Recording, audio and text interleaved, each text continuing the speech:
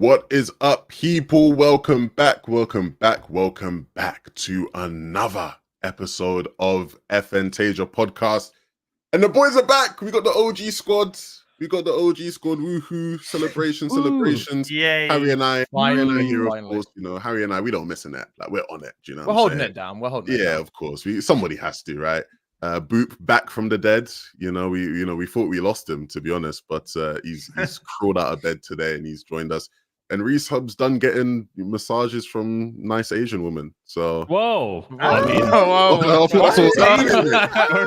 that's what was happening. Firstly, why are you leaking? Secondly, how did you even know? My prerogative to start with. That's a bit of a wild assumption just to be releasing out to the world. My bad, bro. I didn't mean to blow up your spot, bro. Surely that comes from experience from Levin, right? Like there's London, same place. Actually, London, there's Chinatown, got some people standing on some doors late at night. Sometimes, big doors. 6'8" man walks past. Not the doors. Yo, can you give me an address so I know where to avoid when I go to London? I just don't want to be a part of that, When I did the Olympic esports event last year, I actually did break my back. So the hotel we were staying at, they had a massage service. So I was like, oh, let me get a massage, see if that helps me out. And this tiny Asian woman did actually stand on my back. So I do speak from experience, Boop. Correct. I do. Small Asian. Did you ask her to? Yeah. Did you ask? No. And I was shitting it, but I couldn't move. So I was a bit like, well, this is going to happen, and hopefully I don't die. I think you didn't paralyzed. just wake up in the morning and she was on your back, though. You at least went for a massage and she was like, I'm going to kick the fucking dude right now, mate. Definitely not. Definitely not that. But yeah. Well, how's everyone doing this week? Harry, how you been doing? I say this week, we did the last ep 3 days ago. We've moved the episode date to Mondays just so that we are, right after tournaments, because I realized doing a recap of FNCS on Thursday, it was bad. But yeah, how are you doing, Harry? Good. Yeah, good. I mean, there's not a lot happening, to be honest. There's just nothing happening at the moment. But no, it's been fine. Just kind of been chilling, really. Just still the same, preparing for lower and upper bracket. But no, it's good. It's good. Watching a few of the ESL tournaments, which we'll get into in a bit. But no, it's been good. Boop. You've been gone for a while, so you surely have some amazing updates for us in your life and what you've been up to, surely. I've taken the time. I've learned a lot about myself and my body. It's been great. I've been a bit of a Mongo Savage fanboy. Laying in bed watching Mongo Savage grind out the FNCS last week, and I think it made me even sicker. Yeah, I'm joking, but it was fine. We're feeling better. We're cooking, so I'm doing great. And the mighty big dog, the biggest dog.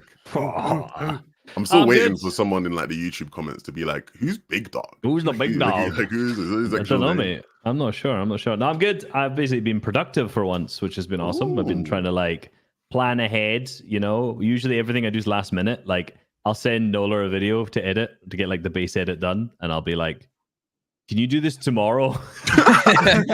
And he's like, no. And I'm like, just do what you can and I'll do the rest. And then at that point, I get it back. I finish it. And then I'm like, it's a bit of a complicated thumbnail I need to make here. So I'll message a thumbnail guy and be like, can you do this thumbnail today? No. Brilliant.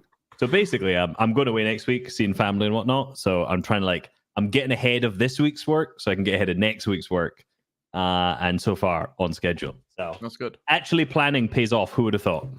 This sounds more like the old Reese Hub. I know the old Reese Hub never used to delegate. He just did it all himself. Yeah. I mean, I am not doing it all myself. I'm just delegating with enough time in advance. I am always do it up until the last minute, and that's the thing I'm trying to change. So either way, you're just making way more money now. There's just too much money to not have employees. What's the latest video you've dropped? It was a breakdown on the Grim coin and why I think it's I did watch this. It was 13 of all time. It was 13 minutes of the Grim Gate's pretty good. That's what it was. Basically, yeah. I'm surprised you made a video about it, considering I've never had such seen anything discussed about the Grim coin at all this season. Ever. Yeah, it's actually quite underrated. Yeah, it might be. Yeah. I think genuinely, more people need to know about it. You know, I think Yeah. not enough discussion's gone about yet. So I think my video was really not necessarily like a ranking of sorts. It was more just to spread awareness, being like, guys, I'm not sure actually. If you don't know, this is quite good in the meta. I mean, it was directed at NA Central, probably, right? Like I mean, they don't know it majority of it was, exists yeah. from what I've seen. So I don't think they do. I think NA's sleeping on it right now. You know, I mean, they'll wake up at some point, I'm sure. Maybe next season. Packer and we'll Mixon find will out. save us. Packer and Mixon, Brimgate. It's actually kind of scary because, like, I sort of went into FNCS going, yeah, but it's just gonna get nerfed, you know? Because like I feel like we always have this. Whenever there's been like super OP things, they always eventually get nerfed, like mid FNCS to some degree. Yeah. I think And it's pretty just balanced. like, oh yeah, cheers, mate. Yeah, thanks. Well, Great like, insight there. Yeah, that was the Epic Games insight. They looked at it and they were like, little Timmy can't win a game with it. So realistically, do we need to nerf it? No, not at this point. People on point with 20 bombs every game, that seems fine. You know what? That seems all right. Perfect. It is perfect. But what's stopping you from landing there? Exactly. Epic Games Insight. Boom. Yeah. The cream always rises. The cream always rises. Hold on. You last week, Levin, you complained that no one ever asked you how you are doing. What have you been up to? Thank you for asking, man. Thank you for asking. No problem. It's been an interesting week for me, man. I've been doing a bunch of gaming, doing a bunch of Fortnite. I actually jumped into like CS and Valorant a bit again because I was just bored. There was nothing to do on Fortnite, so I was like, I just want to play something competitive. So I jumped on some other games, doing a lot of prep for like podcast stuff, right? Obviously, we were supposed to be doing the first ep of Hotline FN today, but it's not happening, unfortunately, which I've got to deal with later. At LZ Antics. Yeah, at LZ Antics. We love you, Ozzy. And I got another show as well that needs some work, but I'm excited about that one. So just just boring podcasty rubbish, but You're just basically it's my favorite one. I think, of course, well, that was going to be my first point. Like, you know, this better be. I mean, this is the only one you've done an episode of. So, I mean, the competition so far is pretty low. So, am I right in saying you've basically been like, you know what? See this talking business. I'm all right in that. I'm going to do a lot of it. Like too much of it. Right. That's a good start. Yeah. Yeah. I'm probably gonna have to sub someone in for one of the other shows that I'm supposed to be hosting. Like You're especially a podcast manager. No, genuinely. It's like, you're learning from Reese here. You're learning from Reese. You have to delegate to everyone else. Yeah, you gotta delegate, man. It's getting to a point where I'm like, especially in like some of the dry times, I'm just gonna be repeating myself 3 times a week with certain things. But you know, we'll get there. So to be fair, I won't, just because like the other shows are just like where the content comes from is you're too important for them. That's what you're saying. You're too important. It's like Hotline FN is so easy because it's just like I don't do any content. Like here, like we sit here scrambling, oh, we're gonna talk about this week, all the topics nothing's happened. But like Hotline FN is like Grimgate coin, guys. Yeah, it's like people call in and they just give us the content and we just talk. It's just easy, you know. So yeah, I'm not too fussed about it. But I'm also going away on Wednesday. So I'm just like you. I'm trying to get ahead of stuff before. Where are you going? I'm going to Sweden. Ooh, we know why you go to Sweden. I don't know what you're talking about, big man. I ain't got a clue what you're talking about, bro. Yeah, I hear Young Jipping's great at this time of year. I don't know nothing about that. Nah. I did want to say as well, a big shout out and thank you to everyone that's been showing some support. I expected this to be a very slow and small grind, and it has been, and it will be, but it's definitely doing a lot better than I would have thought it did. We had one of the YouTube highlights hit like 10K viewers. Shout out to Resub and Petbot for making that happen. Which one made it successful? That's the question. I think it's Grimcoin. It's the Grimcoin, yeah. It's the answer to everything at this point. Probably, yeah. And it's been funny and good seeing all the people in the comments being like, damn, like I've been missing something like this for so long. Like I quit Fortnite because there wasn't any people actually talking about it at a higher level other than Aussie Antics is a comment we actually got. So yeah, shout out to everyone. One thing we need to do is there's a lot of people who, again, not to insult anybody, a lot of people don't actually realize that there's like a full-length podcast. Like I've seen comments where people are like, oh, this would be great. You guys should like do this like for longer. It's yeah. Great idea. Yeah. So I actually made like a thing, one of those things to go at the end of every video to be like, hey, this is from like a full length episode. You should go. I'm actually gonna show it to you guys. We can show it. I'll do it. Yeah, let me show you guys this. And I want all of you guys to make one. I forgot to tell you this. Oh, But I'm Okay, gonna need okay, all of okay, you. okay. And you gotta make your own version of it. But If you like that, click this fucking video. watch the full That'd be podcast right here. Just click on it. Watch the full Oh. episode. You've already watched this video. You might as well watch the full podcast right here. Go on, click it. I love the Look down afterwards. yeah, you're straight locked into it. Oh my god. Yeah, so we're gonna have those at the end of every video, and then some like pop-ups throughout, just to really get in their face of this is a full-length podcast you can watch somewhere. I know the title says podcast highlights. You know? I mean, yeah, anyway, not everyone can be saved. Let's get into the talk. What are we gonna start with? Let's start with should we just start with ESL, since I was like the only real thing that happened of competitive note the past week. Yeah. If you can call it competitive. Yeah, I was about to say. Oh yeah, we'll get to it, I'm sure. Yeah, so we've talked about ESL basically every week on the show so far, just trying to stay up to date with it. And this probably will be the best place for you guys to get any sort of coverage of it, really, other than the actual ESL Fortnite account. So we'll try and do our best here. But this weekend was the first weekend of actual tournaments, running the ESL map using the FACEIT system. They had 2 qualifiers, right? One on Friday, one on Saturday, and then they held finals on Sunday for every single region, EU, NA, Latin America, and was there another one? Did they do one for Asia as well? They did Asia. Yeah, yes. They did Yeah. Asia. They did. So they literally did for all the regions. Okay, Yeah. nice. Mhm. Did the panel watch any? Do we Yeah. have any initial thoughts? Yeah, watched a bit. After a day, I felt like it got a bit repetitive. Seeing the same teams. Well, only basically one team streaming who was actually good, which is obviously Frodoxi's team. With them, in my opinion, by far the best.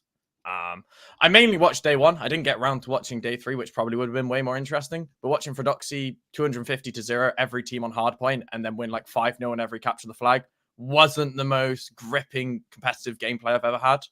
I think it's just, in my opinion, it's just a bit repetitive. From watching it, it feels like I watch one game and then I watch the next one, and it's like not much different happens. And I don't know if that's because we're at the start and there's not a lot of strats or anything, but it comes back to the point we talked about when we first talked about the ESL, which is it's not Fortnite. As someone who wants to watch Fortnite, it's not Fortnite. It's not what I sit there and want to watch the top level players play. So I just think it'll be fine. It'll be fun to have, and maybe at Esports World Cup it'll be all right. But I don't know. I just don't see with these gamers we have right now if there's that much potential with it. I just realized that I'm a terrible host, and this is why Bala and Shai used to host and not me. But I was gonna say, should we actually somewhat go through the bracket and go through the results before we give our hardcore thoughts on it? Go. Pretty good to recap it, yeah. Yeah. We should probably, before you trash on it, Harry. We should. All right. We should at least tell people who did good. Yeah. I'm trying to get I have the NA link up, but I don't have the EU bracket link up. If you just press there's like an arrow at the back, you can go back top. You can go back and just click all the tournaments there. I sent it in. Oh, yeah, perfect. Yeah, I can see it. Oh yeah, you got it for me. Thank you. This is the final one.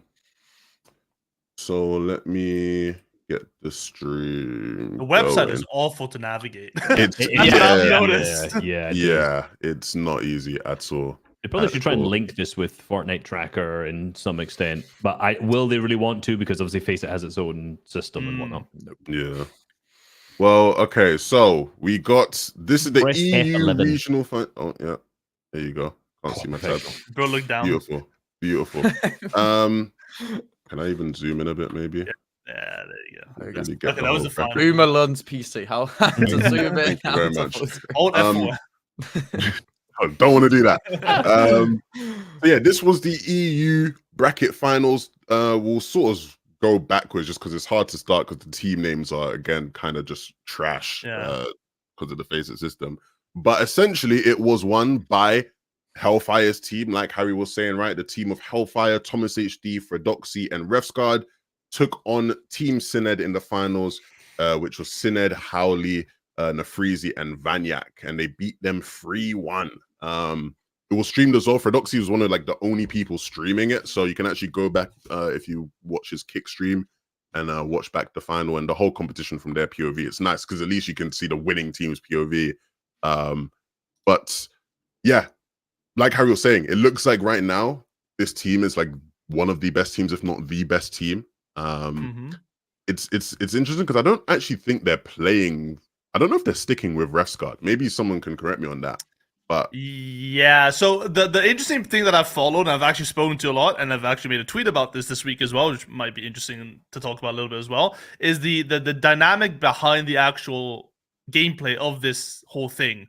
Because the dynamic of these guys sticking together and potentially other teams getting together is based off of the fact that there's 5, 6, 7 orgs out there that are trying to sign full squads before any of the qualifiers have even happened.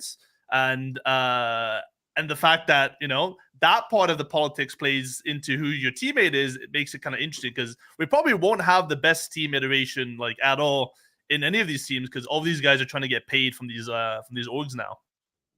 So yeah, I think this squad is doubtful to stay as long as much as I've heard in the background, but just depends on org signings. And the reality is also like they're going to pick another Danish player. Obviously, they all play together in that Discord that they have with the Danish players, but also like as a full Danish squad looking to get into this as into an org, you have a lot of advantages of, you know, Flames. You have Astralis. Obviously, you have two like big. I'm sure there's other Danish orgs, I don't know, that are in there that already have connections with all of these players. So establishing themselves as like a team A that's not only the best but B that can get signed is basically like an instant ticket to the Esports World Cup, assuming that's how the qualifications for orgs is going to work. Of course, we'll have to see at the time. But. Yeah, I was going to say, because it's weird with the whole like people being on different orgs dynamic, right? Because obviously you've got Thomas in Heroic and Refsguard in NIP, so obviously you're saying Refsguard probably not going to stick, right? But how does it work with Thomas? Is it going to be that Heroic are going to sign them all? And if Heroic aren't going to sign them all, then are they going to have to drop Thomas? Because then that's just a really weird dynamic that's going to work. So from my understanding of speaking to players and how players are treating it, it's sort of like what you're saying. It's either Heroic are going to pick up that whole team or whoever Thomas wants to play with, maybe not these specific guys, but whoever Thomas wants to play with, or it's that like players are trying to negotiate deals with their orgs to let them rep free agent. So like Heroic will let Thomas be a free agent and like go on loan to another org, and then they might negotiate splits of like, if they win, you get this percentage and that percentage, right?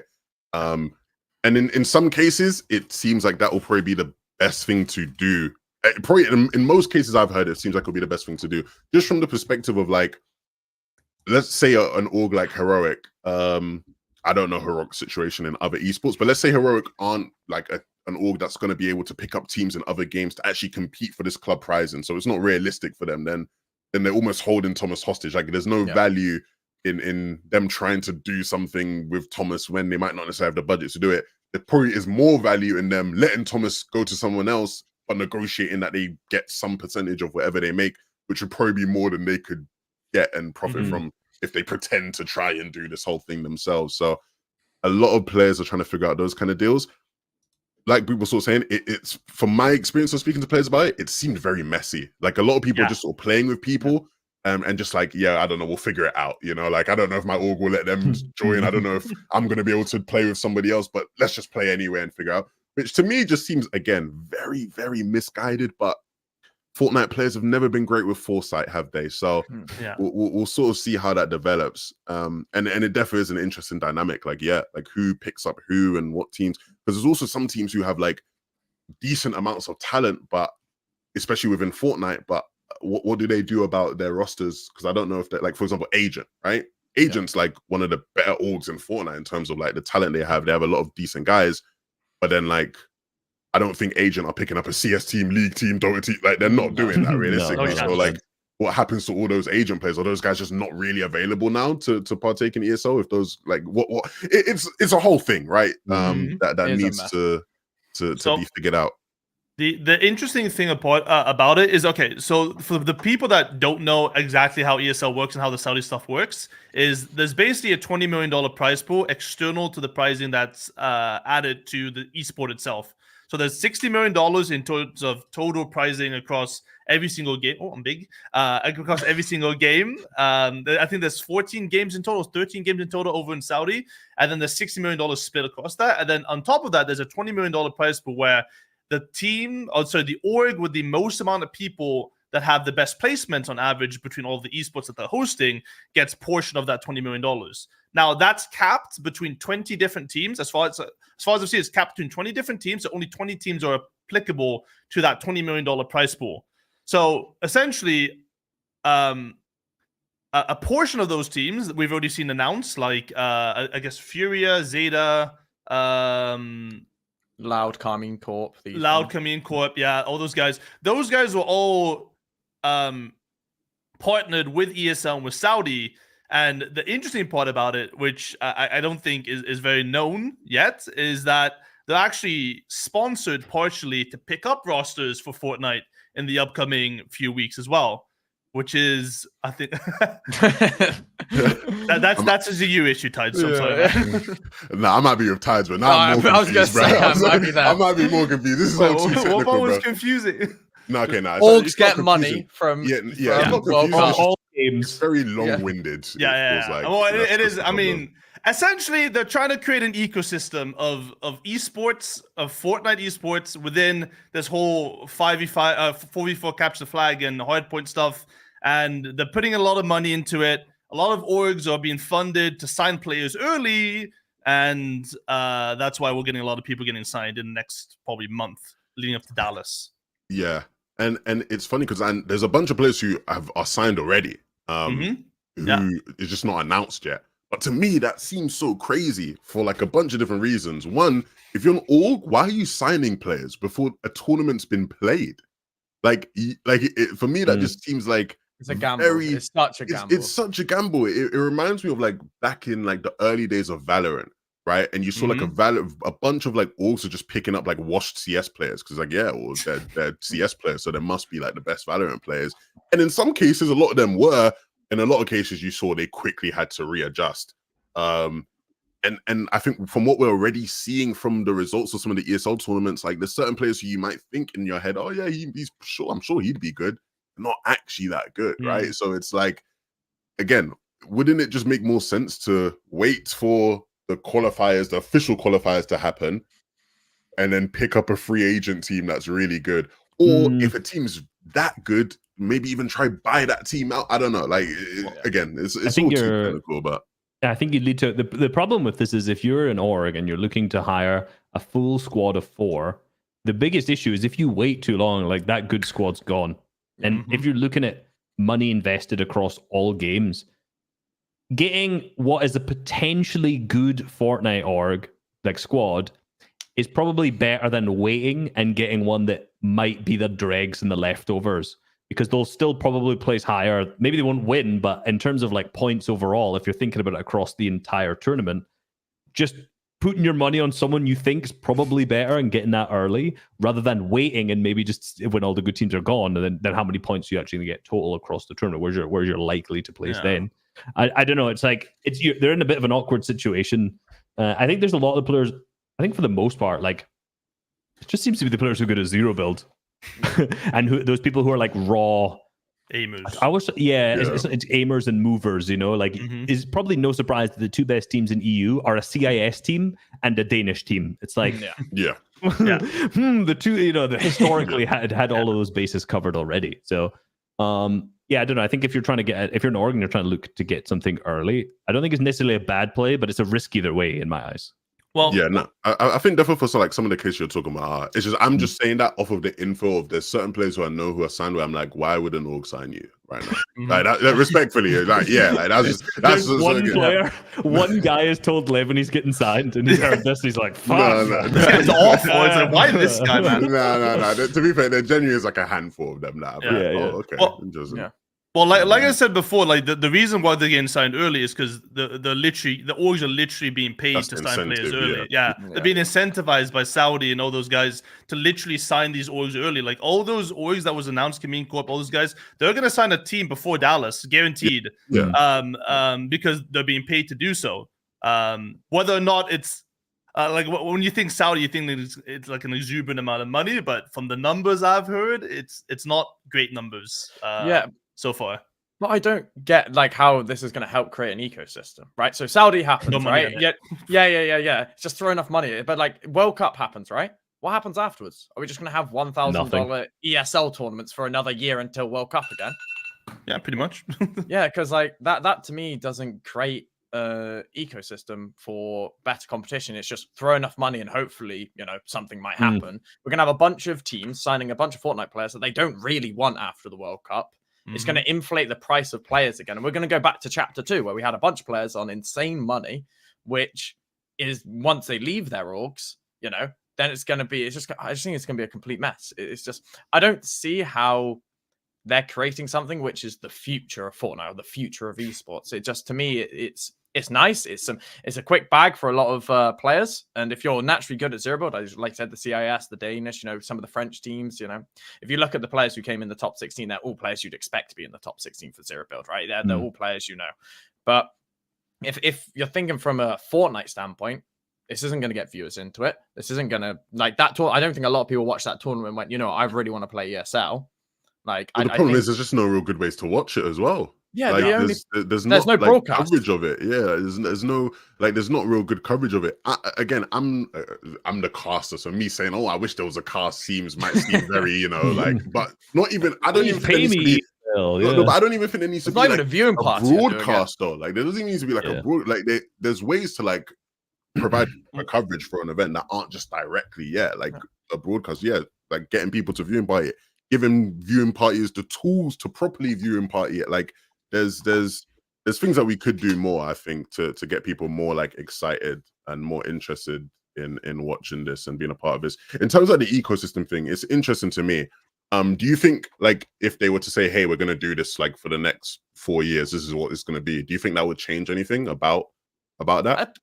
A bit, because it means people are willing to put a little bit more effort. If there's long term, like, they're gonna say, okay, this 4v4 mode, the 3 modes we're releasing are going to be the 3 modes, maybe with new maps for the next 2 years, even for the next year, right? I think more people would put more effort into it. But when it's just the Esports World Cup, which has qualifiers at Dallas, and then what other qualifiers we have, and that's really it, right? It's doesn't seem like for a lot of players it's worth to play, and it wouldn't be worth for them to put the money in or the time into.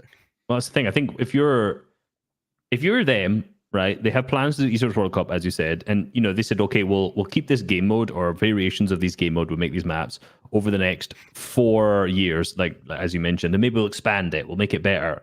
Cool. That doesn't make people play it more. That's just going to be the same kind of as how some players treated zero build when the DreamHack circuit was there, where it was like, they'll not care about zero build and maybe play some tournaments here and there that are there. They're going to grind it hard. And then when DreamHacks come, maybe the week or two before, they prac it, do well at DreamHack and repeat, and then go to the Esports World Cup and repeat. That doesn't really like help long term in any way. So I guess, yeah, because there are some. Yeah. I was thinking about the zero pool. There are zero build main players, and then before we there are who are not very good at build and do make a good amount of money from zero build. People who are winning 3 out of 3 or 2 out of 3 every single week. It would create some of that, but I agree. Like most of these players are coming into it, they want to be professional Fortnite players. They want to be professional ESL face it fucking players with 4v4. It's funny you guys say that though, because I've seen players who are already experiencing that sort of struggle where to be really good at this, you have to be grinding it. Like based on what we've seen from the teams that are doing well, like these are the teams that are scrimming the most, right? So again, there's already that element of like, clearly there, you have to put a lot of practice into this to be successful. And I've already seen players who are like, well, I need to put in time into being a good comp player for Battle Royale comp and FNCS. I want to do content creation and stream a bunch. And I now need to grind for ESL because I want to get on a good squad and find a roster and get picked up by an org. Like, so I think I think more so than zero build in a lot of cases, there is that element of like this could be like a second track, right? Because yeah, zero build was always treated as like it's a second competitive track, but it's a bit Mickey, right? Yeah. Whereas I do think this has potential to be like a serious like second track for comp. But again, it's like how are you incentivizing it throughout all year round, right? Because right now, like it's good. I'm seeing people want to grind it because they know come soon, come summer in July when it's World Cup time, cool. This is like important. So let me get on it now. After that though, what, it gets dropped and nobody really cares about it again for a year. Like it can't be that way. There has to be more. And I hope there could be, because again, this whole like World Cup thing that they have going on, yeah, they have the World Cup, but they have access to DreamHack and ESL and all these like people and TOs and stuff like that. They can run like a circuit throughout a year very easily. So I hope they put more into it. So it's one of the things I think they could have done better on. Also, first of all, the timing that they did of this whole like thing is awful, because it's like right in the middle of FNCS. It was on the day of FNCS with a beta test tournament, so people couldn't even get a taste of it. And then it's like right between FNCS Heats and FNCS Opens that they're running it. And then now all of these pros are, like you said, struggling between picking whether to practice for FNCS or to practice for the ESL.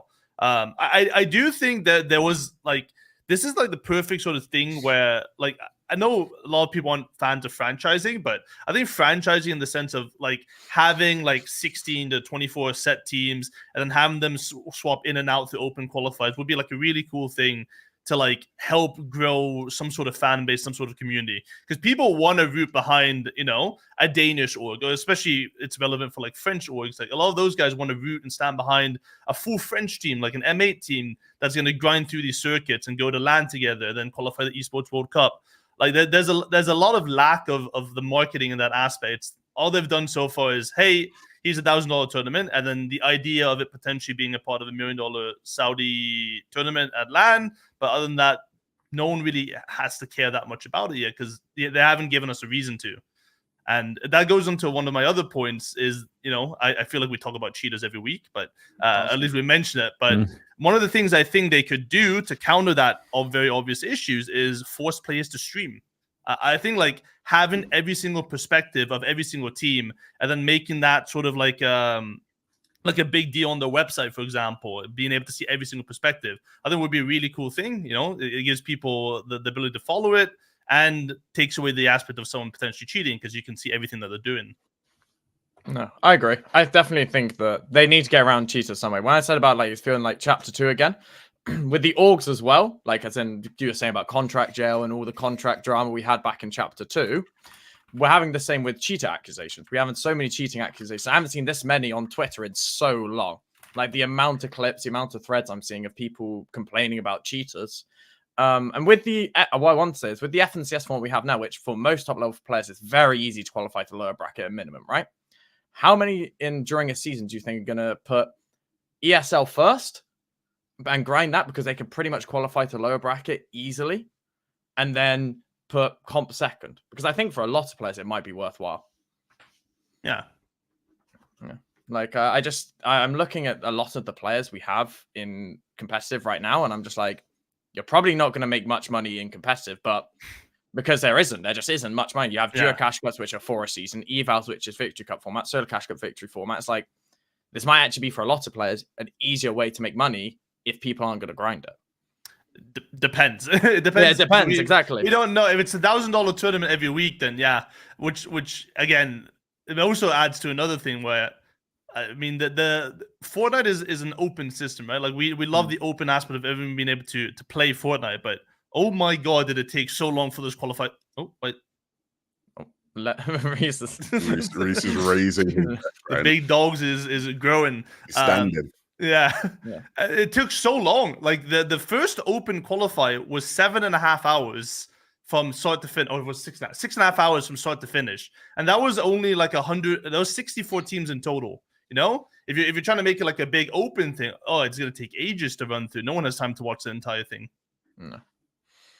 Yeah. Hold on. Are you telling me an ESL tournament in Fortnite was not run well. That is That what you just crazy. said? That is Did you crazy. did you just groundbreaking information us here? I mean, there's improvement. At least you didn't get an email, with a custom code or like an owl, or a pigeon. Like at least you were able to go on the website and queue up. Like it was better than normal. So This That is is a an step improvement. forward indeed. Yeah.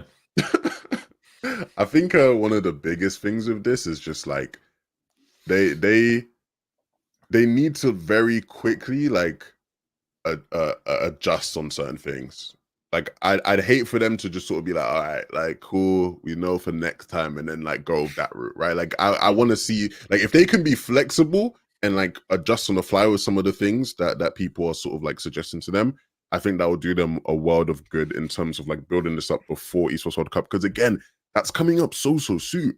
Like that is coming up so soon, and it's in July. Esports World Cup is July to August. We don't know the exact date of like Fortnite specifically, but Fortnite in the past 2 years of Gamers 8 was always one of the earlier games. With how last minute things have been, I wouldn't be surprised if they move it to August or just like later. But again, would that then clash with FNCS? When's Major 3 for FNCS? They might not even be able to really move it. So again, have they even officially announced it? No. We don't even know if it's actually there. It's all been through speculation and people saying things because they're speaking to org, so they know the dates of stuff. I mean, let's be honest, we all know like Dallas is going to be the first qualifier for this thing, okay? Yeah. Dallas is in less than a month. And like you gotta fly to Dallas, you gotta get visas, you gotta get your hotels, you gotta get all that stuff. You gotta maybe even potentially find a sponsor to fly you out if you can't afford. Like it's over. It's over.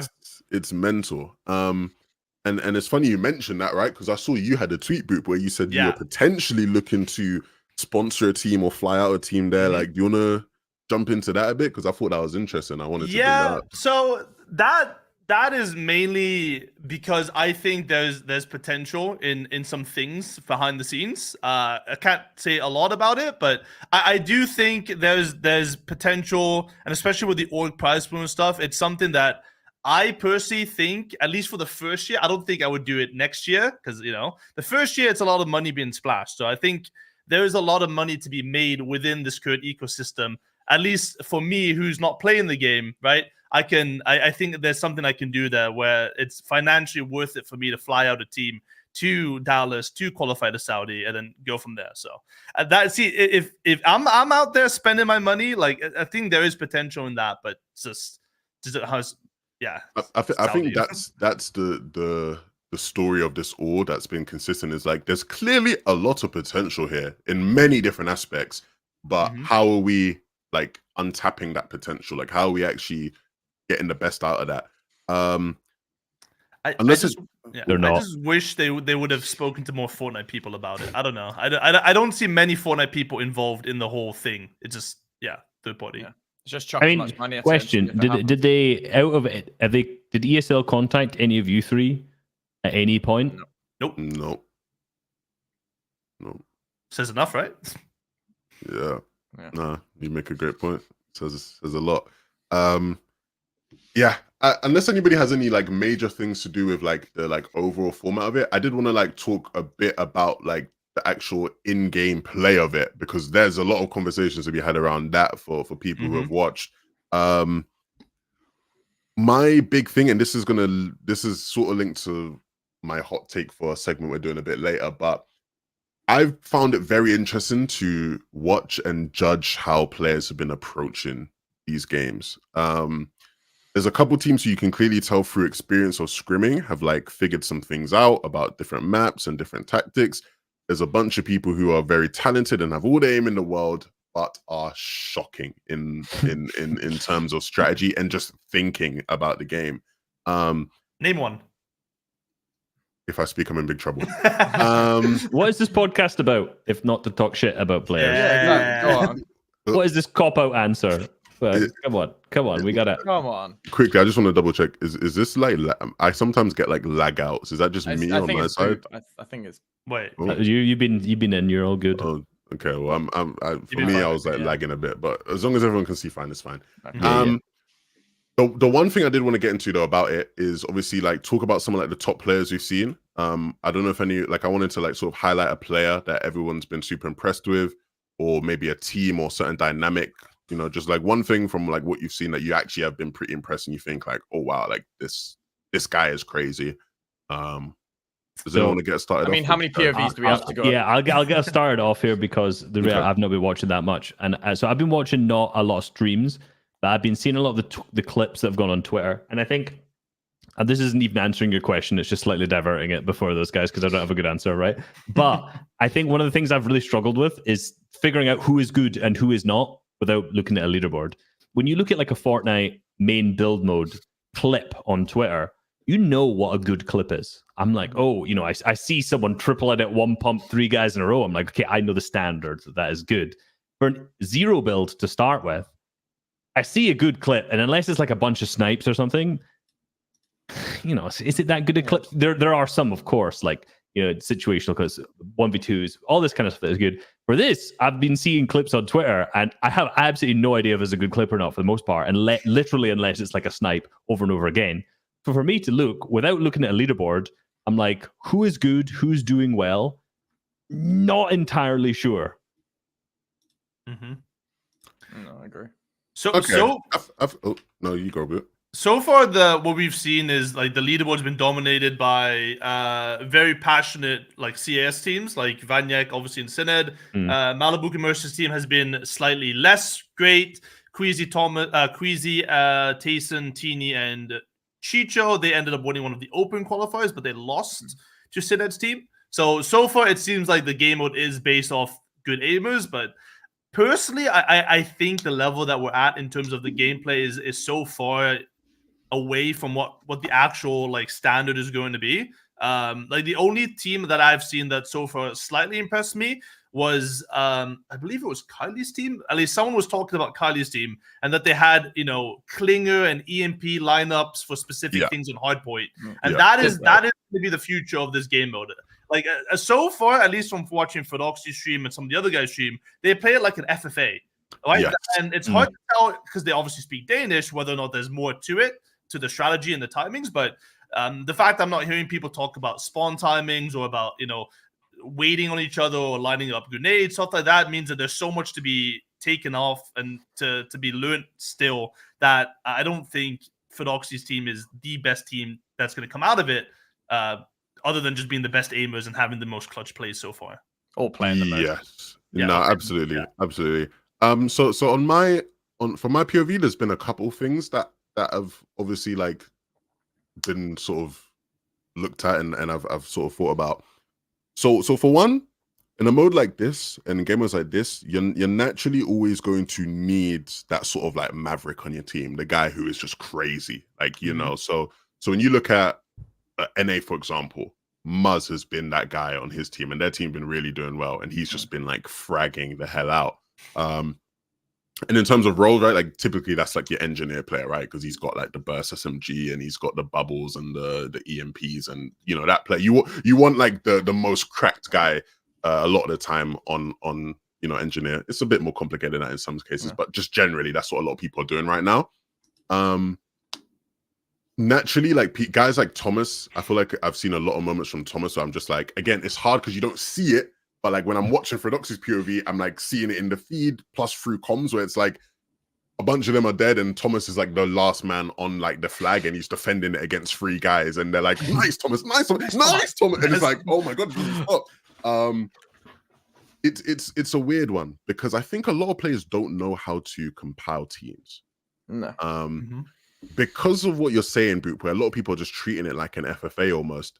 Everybody's very convinced that they just need the 4 best, like most cracked guys that they can find.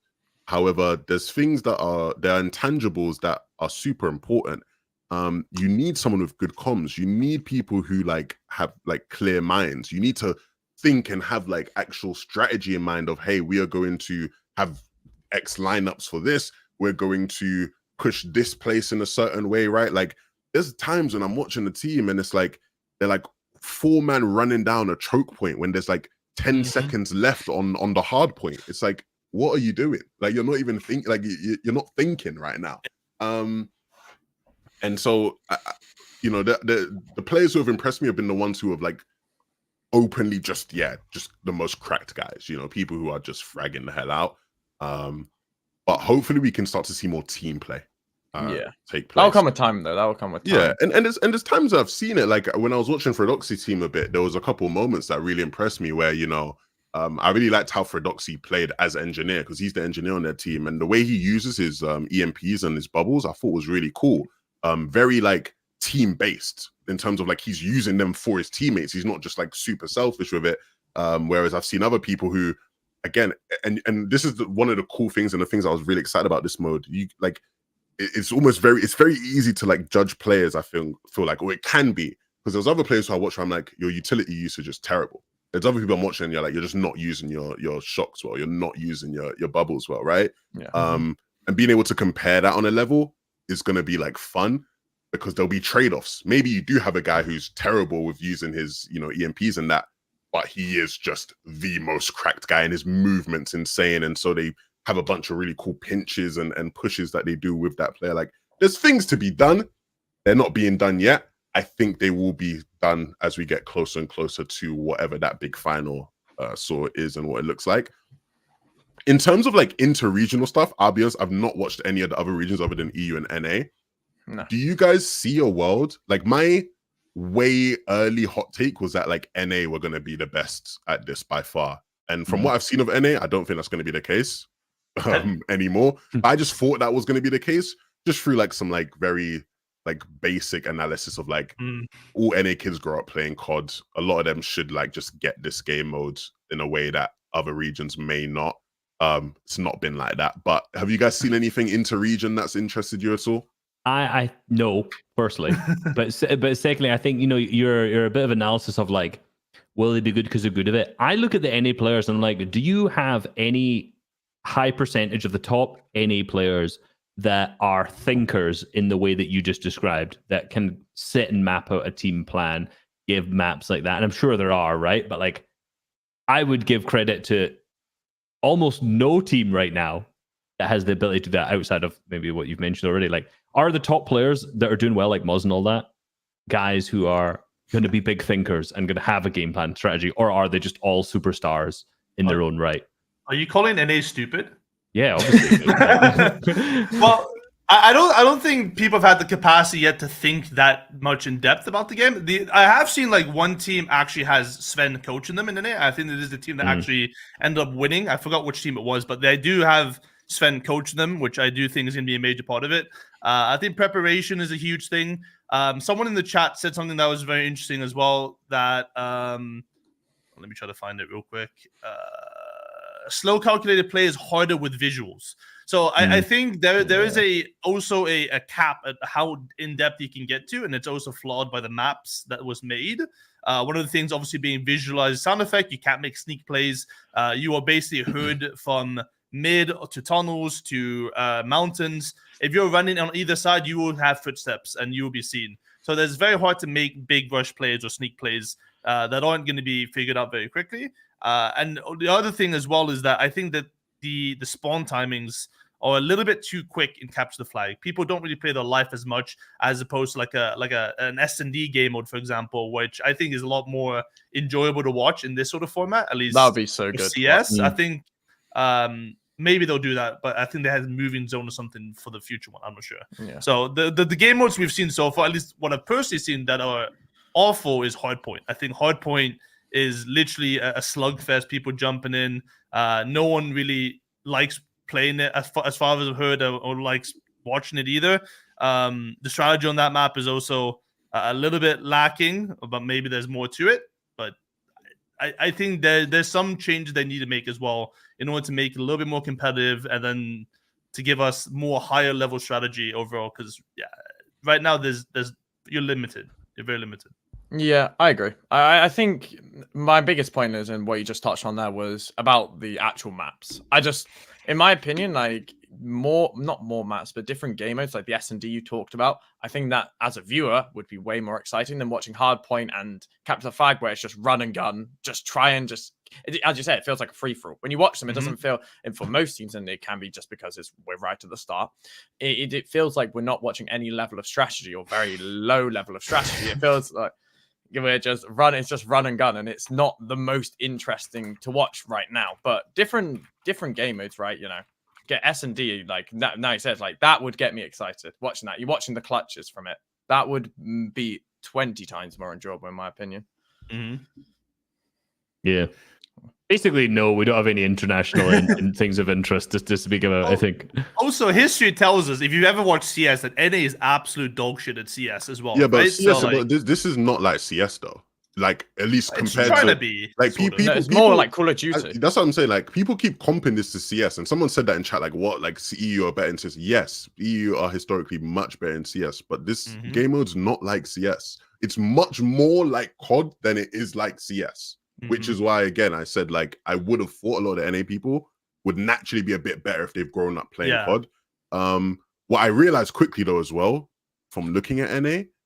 I don't know. Maybe, again, rosters aren't like set in stone or anything, but like a lot of the squads I was seeing just did not move me. I might like, am I sleeping on it? Like I thought NA was just gonna have like much more like stacked and interesting squads, but like a lot of them just looked mid. The only one that moved me are the only one that are good right now. It's like Ritual, Muzz, and Trashy. Like that's the only one where I looked at. I was like, "Whoa, that looks like a good team." But the rest, Not I'm as- like, I was gonna say not as a squad, but Except looked very good. yeah, little no, too maybe good. Yeah, a little bit too good. A little Yeah. too good. there's a lot of players who look good, but like the actual full squads of fours that I've been seeing in Yeah. NA, like a lot of them just don't move me. I'm like, oh, that's a bit. It's also an issue in EU too. I feel like the people aren't actually expanding to find good teammates. We're not seeing tryouts. We're not seeing things like that. Again, maybe because we're very early, but I mean, we're in the final hour now with Dallas in a month. But it's also in EU where every single team so far is just a friend group. We've got the Danish friend group, we've got the Balkans together, we've got the Russians together, the Ukrainians potentially together, and then the UK's players together and the cheaters sometimes, and the Italian team together. Like we're not seeing super teams, right? And the only team that I've seen so far that has kind of expanded slightly, I think, was Mustache, Malibuka, Swizzy, and then they played with Veno, which was an interesting addition. I want to see more diversity. I want to see people try to get out of more. And maybe the org thing, like you mentioned, might be a thing that's capping people because, if Heroic wants to sign a team, they want to sign only Danish players. They don't want a random German player or the random, UK player in there. They want only Danish players. Same as Navi, for example, or Zeta Squad wants maybe only Japanese players, etc., etc., etc. So then we're very limited so far. Yeah, I think that's like that was always something that I thought was going to be natural, just because like I feel like you see that in almost every game with team modes. Like people initially are more inclined to play very like nation based. A lot of the time I feel like it's just to satisfy comms. This mode is like so fast paced when the rounds are going a lot of the time that like I don't blame people for just wanting to play in their like first tongue, like just whatever's natural. Which is why as much as like that like Veno team very much interests me, it's like at a certain point, if they don't start getting like good results really soon in like the tournaments they're playing and the scrims they're having, I'm like certain they'll just get rid of Veno. No. Just because again, it's like the first thing that they'll naturally go to is just like, let's just play someone Russian for comms. Like, yeah, I wanted to ask, like, for any of you who are watching it and enjoying it, do you enjoy it more because it's squads and you're seeing people play as squads and it's a change from duos, or is it actually the game modes you enjoy watching? So for me, I think I've been enjoying it the most out of everyone here from the conversation we've been having, and the enjoyment for me has come from squads and like seeing teams be assembled. It's come from like good team play moments. Like when I've watched and I've enjoyed the most, it's been from moments I've been like, oh, that was some really nice team play, or just really incredible individual play against a couple of different players, like big clutches and big moments like that. And a lot of it is just like the potential of like what could come from it, like in terms of my enjoyment. Like I'm watching thinking, oh, like this would be a really nice like team to watch in this moment, like in like a big moment on stage against another team. Like I can't wait for these guys to interact with each other. Like that's where most of the enjoyments come from me. The game mode itself, not that much enjoyment has come from that. For me, like not much. For me, it's only been CTF that I've enjoyed. Hardpoint, I always click off of it every time they play CTF. I think, okay, this is nuanced. This has a little bit more strategy. It's more enjoyable. Personally, I've been watching it because I know I'm going to have to end up watching it. I'm going to have to understand the game mode, analyze it a little bit, talk about it, because I'm going to watch Saudi at some point. So I'd want to be up to date with it. So I'm enjoying it. It just, I think we need more perspectives. That's the main thing. We need more POVs, more English comms, because, I'd love to be able to understand what people are saying and going through, unless I learn Danish. Yeah. And another thing to add, I think this is probably the same for all of us here, but I'm sure Boop, you felt this as well. Mm-hmm.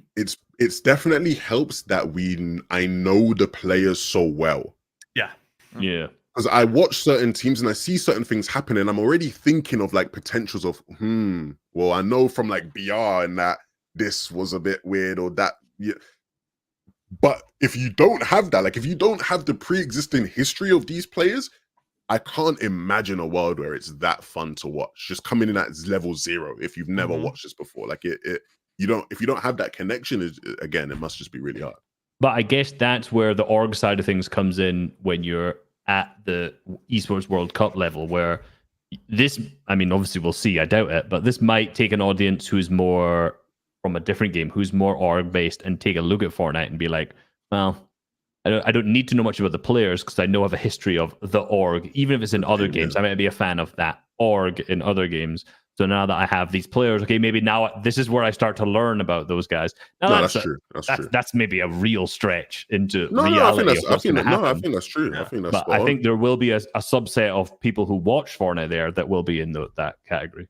Well, there's big names so far. Like the names are large enough to where we're gonna have an influx of some new-ish audiences. I do think it would have been cool if they maybe had like a battle royale at Saudi as well, so that you'd be able to push those people to different places and different heights. Then you have 2-for-1 action there. But it's I think there's too complicated to actually make people who are watching Fortnite play Fortnite. Yeah, gotta keep them in Don't the play this mode. fake game mode, man. Yeah. I also think just to answer your question that you said, Ari, there's as someone who's not really been watching it because I'm not paid professionally to either cast it or to do viewing parties on it. The thing that's not making me watch it is that I'm just not interested in it right now. Full stop. Like map's not really interesting. Like I know the gameplay regardless isn't that high. Like I know you're watching the early days of something that could be cool in the future, but I'm like, I'll just watch either Dallas if it's on when the first real tournament's in this big prizing, or I'll watch the Esports World Cup when it's there, and then I get to see it in action. Like me personally, I'm not that interested in like starting to learn and doing a deep dive now at all, because I'm like, it's not what interests me as someone who's in the BR mode.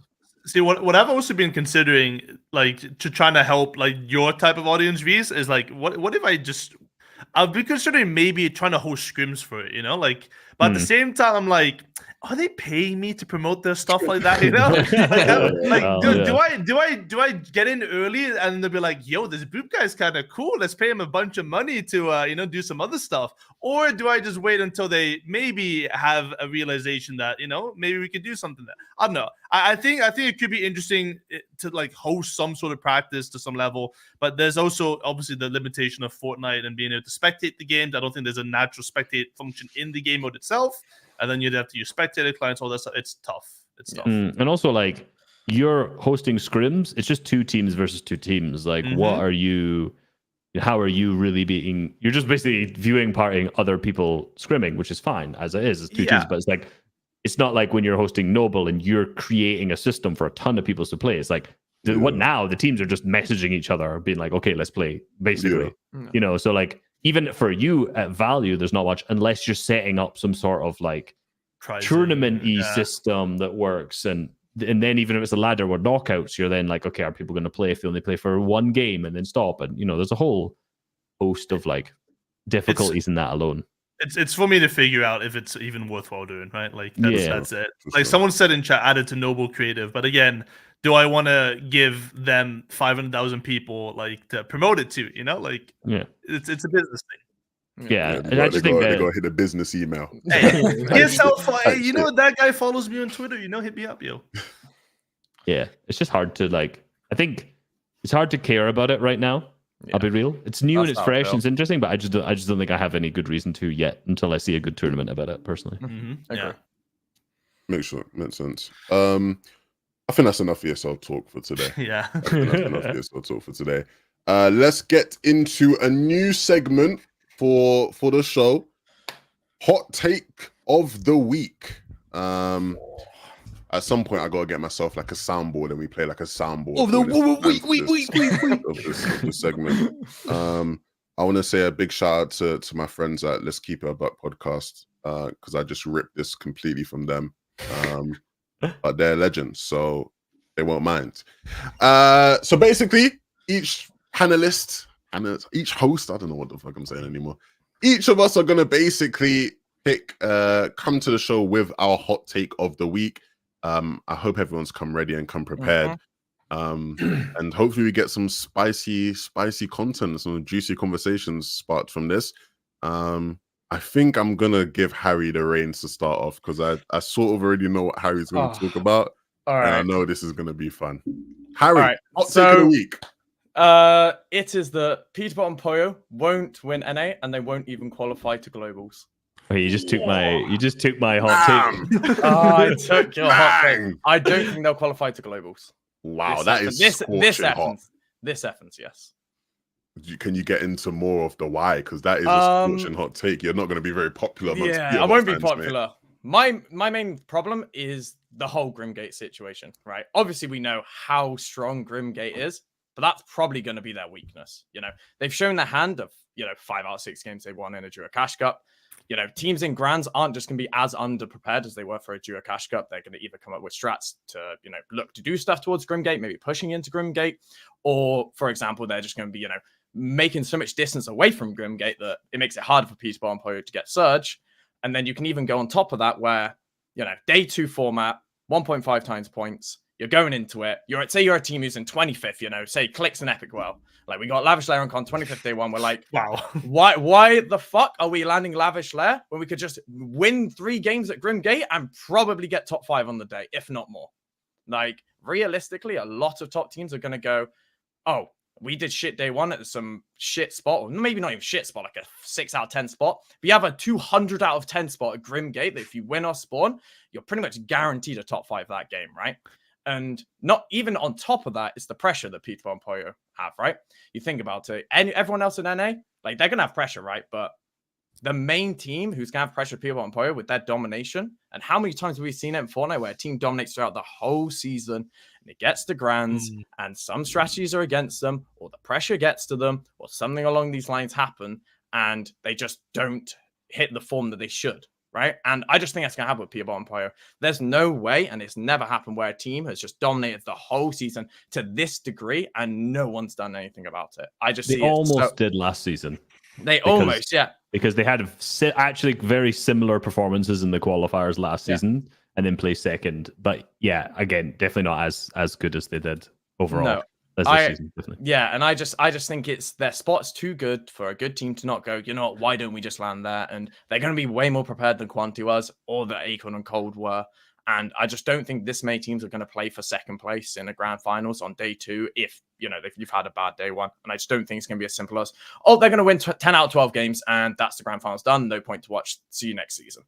Do you think there's going to be teams out there that are preparing like a second draw spot like Grimgate and going to be practicing it? Yeah, or like having a drop map? You think so? Okay. Yeah, because so I was going to say, you saw Sanguild and Marius. You talked about it a lot, Boop, that if they didn't get griefed by Teeny, just from day 2 alone, they could have won FNCS. Yeah, 100%. And it's like, if that is capable, that you can literally just have 6 good games, or they didn't even have 6 good games. How many games did they have? They had 4 good games. 4, yeah. Yeah, 3-4 good games, and they came 4th. All you need is a couple more, maybe a decent enough day 1. That's Sanguild and Marius with 0 points or 40 points day 1. You just need a slightly better day 1, win 3 to 4 games at Grimgate, and you win FNCS. It's also the second day format with 1.5 times points. And I agree that I think Grimgate is a lot more griefable. Like, there's going to be teams, at least very bad teams. We've seen a lot of bad teams qualify NA Central Grand Finals, even in the EU as well, that they're just going to land outside of it and then, like, maybe take a little peek. Or if something even happens in there, they might, try to sneak up on the bot. Like, there's teams that are going to be desperate enough to try to do something. It's just whether or not Petbot and Poyo are going to take care of them, or they're going to have like a bad game or two where that'll make the difference in a 1.5 times format. Yeah, and how's that going to affect their mental? Say going into day one, after day one, they're first, probably will be first day one after the 6 games, and then day 2, game 1, they get contested, they die off spawn. How's the mental gonna? Do they have the mental capacity to then just bounce back the next game? Or are they going to be overthinking themselves? Like, should we play safe at Grimgate? Should we split it? Should we try and, we're first already. We don't need to risk it too much. Like, when the pressure's on, they're in first place. Is their playstyle, their aggressive playstyle, they're going to retract from it a little bit. Okay. I think I like where you've gone with it. I'm going to disagree with you. I think you have a couple solid points there, which I think makes sense. The ones that instantly jump out to me, the aspect of no team in from my memory, at least in EU and NA, has ever dominated a season like they have, and then also just gone on to dominate grands, right? Like, you look historically, there's been a bunch of teams that have dominated throughout a season, but then they never dominate in grands like that. And even when you look at the teams that dominated in grands, they were never dominating that much throughout the season, right? Like Queasy and Veno, they were good in that season. They were one of the favorites to win FNCS. They weren't rolling through everybody like Petbot and Pollo have been, right? MMB way back in the day, rolled through the whole season. You get to grand, something always happens. Like, there's something that always happens. So I do agree, it makes sense to look at it from that perspective. I think if there ever was going to be a team that broke that rule, though, it would be this team with this season and this scenario. Grimgate, Queen, and that the advantage they have from that is the strongest thing. To retweet my brother Resub and his recent YouTube video, it is the strongest thing we've seen in competitive Fortnite. And I think as much as there is the potential for them to get griefed on that day too, I think it's going to need you're going to need a squad of teams. I don't think there's one team that can grief them to the point where it's going to stop them and derail them from winning FNCS. This is a team that is doubling the points of the next team in most competitions they're playing. It's yeah, they get griefed a couple of games, but the games where they do get it, you almost have to remember, sometimes I think people almost forget that this is a team that came second place last season. It's not like they're a team that was just middling and then they've just popped. These guys were already one of the best teams, if not the best team on the region, and they have this massive advantage. I think you give them enough games, they are just going to win. Or they should just win. And again, your take was, core globals, they are 100% getting top 3. There's no world where they don't get top 3. If they were to not get top 3 for me, that would be the easiest, biggest failure in all of comp history, for them to not get top 3.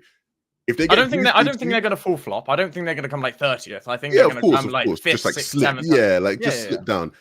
Don't get me wrong, I could see a world where that happens. I just think it'd be crazy. Just because, cool, let's say day 1 they go scot-free, they don't really have too many problems. They should be first place after day 1. So cool, now we're going into day 2, 1.5x points. People are looking at the spot a bit more. Maybe you get one team that goes, okay, we're going to land there. Maybe the teams around them now start thinking, okay, now that they're Condor Sport, maybe we can third party a bit better. From what we've seen from them this season, fighting in that region, even if somebody musters up the courage to say, okay, we're going to try third party this, they're still in their brains going to be going, oh, Petbot and Pollo have everything that I have seen, all the evidence suggests to me that even if somebody said, no, screw it, let's just try it, they're still going to be shaking a bit when they go into those box fights. The aura, man. And it's insane to me. It's insane. Listen to what people talk about. What I'll add to that quickly before I let you continue is that I think from what I've seen from Petbot and Pollo, we don't know until they're in that situation of grand, but from what I've seen of their attitude and how they treat it, I don't think they'll be phased. I don't think they'll be phased at all come that situation happening. Whereas a lot of other teams, I probably would say it probably will fuck with them a bit. I think Petbot and Pollo are just too relentless in that regard. But so you said about, there's only be one team Grimgate. So out of the 49 teams, other teams, after day 1, you think only one team will want to land Grimgate? No, I think there'll be more. I think that's my point. I don't think a lot of them will. I think there will be games where, remember Mongrel, Tayson, and Mitra at Stark. Remember that. Uncon Stark. All good. Day 2, the entire lobby is landing there. It is like how many was it? It was like 3 to 4 teams that were landing near and around it. I think the exact same thing's happening. And who won that grants, Harry? And who won that grants? Not 1.5 times point. It wasn't 1.5 times on day 2. And I think Petbot and Poyo are much better relative to the season and the environment than those guys ever were. There's another hot take. Is Petbot and Poyo better than Prime Mongo? That's it. Boom's already tweeted it. He's already on there. Let's not get them started. I just think that Grimgate, because also you got to take into consideration, Grimgate is a spot which has no mats whatsoever. You're landing there and you are scuffed. You have restored reels coming in third party. You have the spot south of you, the Frodoxy split coming in third party. There'll be a team landing the fucking slurp truck north of you coming in third party. Canada and Cooper will probably finally, have some confidence and balls and actually start keying them. I just think it's going to be the biggest grief fest on both regions. I think it's going to be on EU and NA, and probably on every region. It's going to be the biggest grief fest. And P and Poyo, basically on day 2, in my opinion, would only get Elim points. They'll get a lot. I think they'll still get a lot of Elim points, but I don't see them actually probably making an end game on day 2. I think it's just going to be so grief. So I want to interject because this was also my hot take. I think they come second in my hot take. I don't think they're not going to make it to globals. But I think another factor. I also, firstly, I disagree that they'll shake and choke. I don't think that the team did shake and choke in this situation at all. Their confidence is so high. There's just no way, and I just don't believe it. Right? Mm-hmm. Looking at last season's just quickly, like again, I said they were doing good in qualifiers. Come to finals, like their average elims drops massively. Like they were on a similar streak and they weren't able to do the same style of like aggression. Now, do I think that's going to happen this time? I'm not certain. But one of the things that probably worries me slightly more that I don't think a lot of people are talking about is not only is their strategy relevant around Grimgate, it's also around the underworld, right? Like every single game they're successful almost.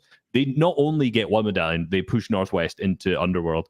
Now, I don't know what's happening in NA right now, but every game I look at, there is the most flopper teams over there, bro. Like, what the fuck is going on, right?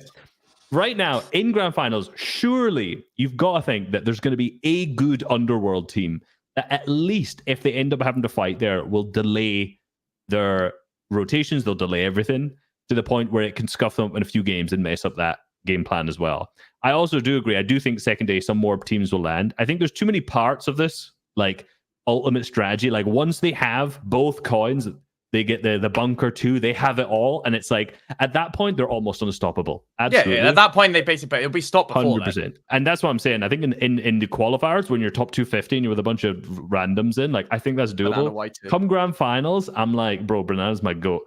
Come grand finals, I think there are too many possibilities. And here's the thing: if all of these things don't happen that we've mentioned, NA is shit. Like that is it, bro.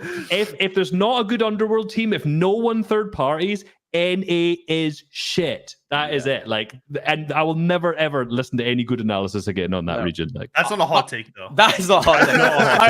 Not a hot take at all. Like, I want to ask on your point about underworld. You think if Maris and Sangeld, who are obviously our best underworld team, landed underworld on NA, that Peter and Poyo wouldn't win FNCS?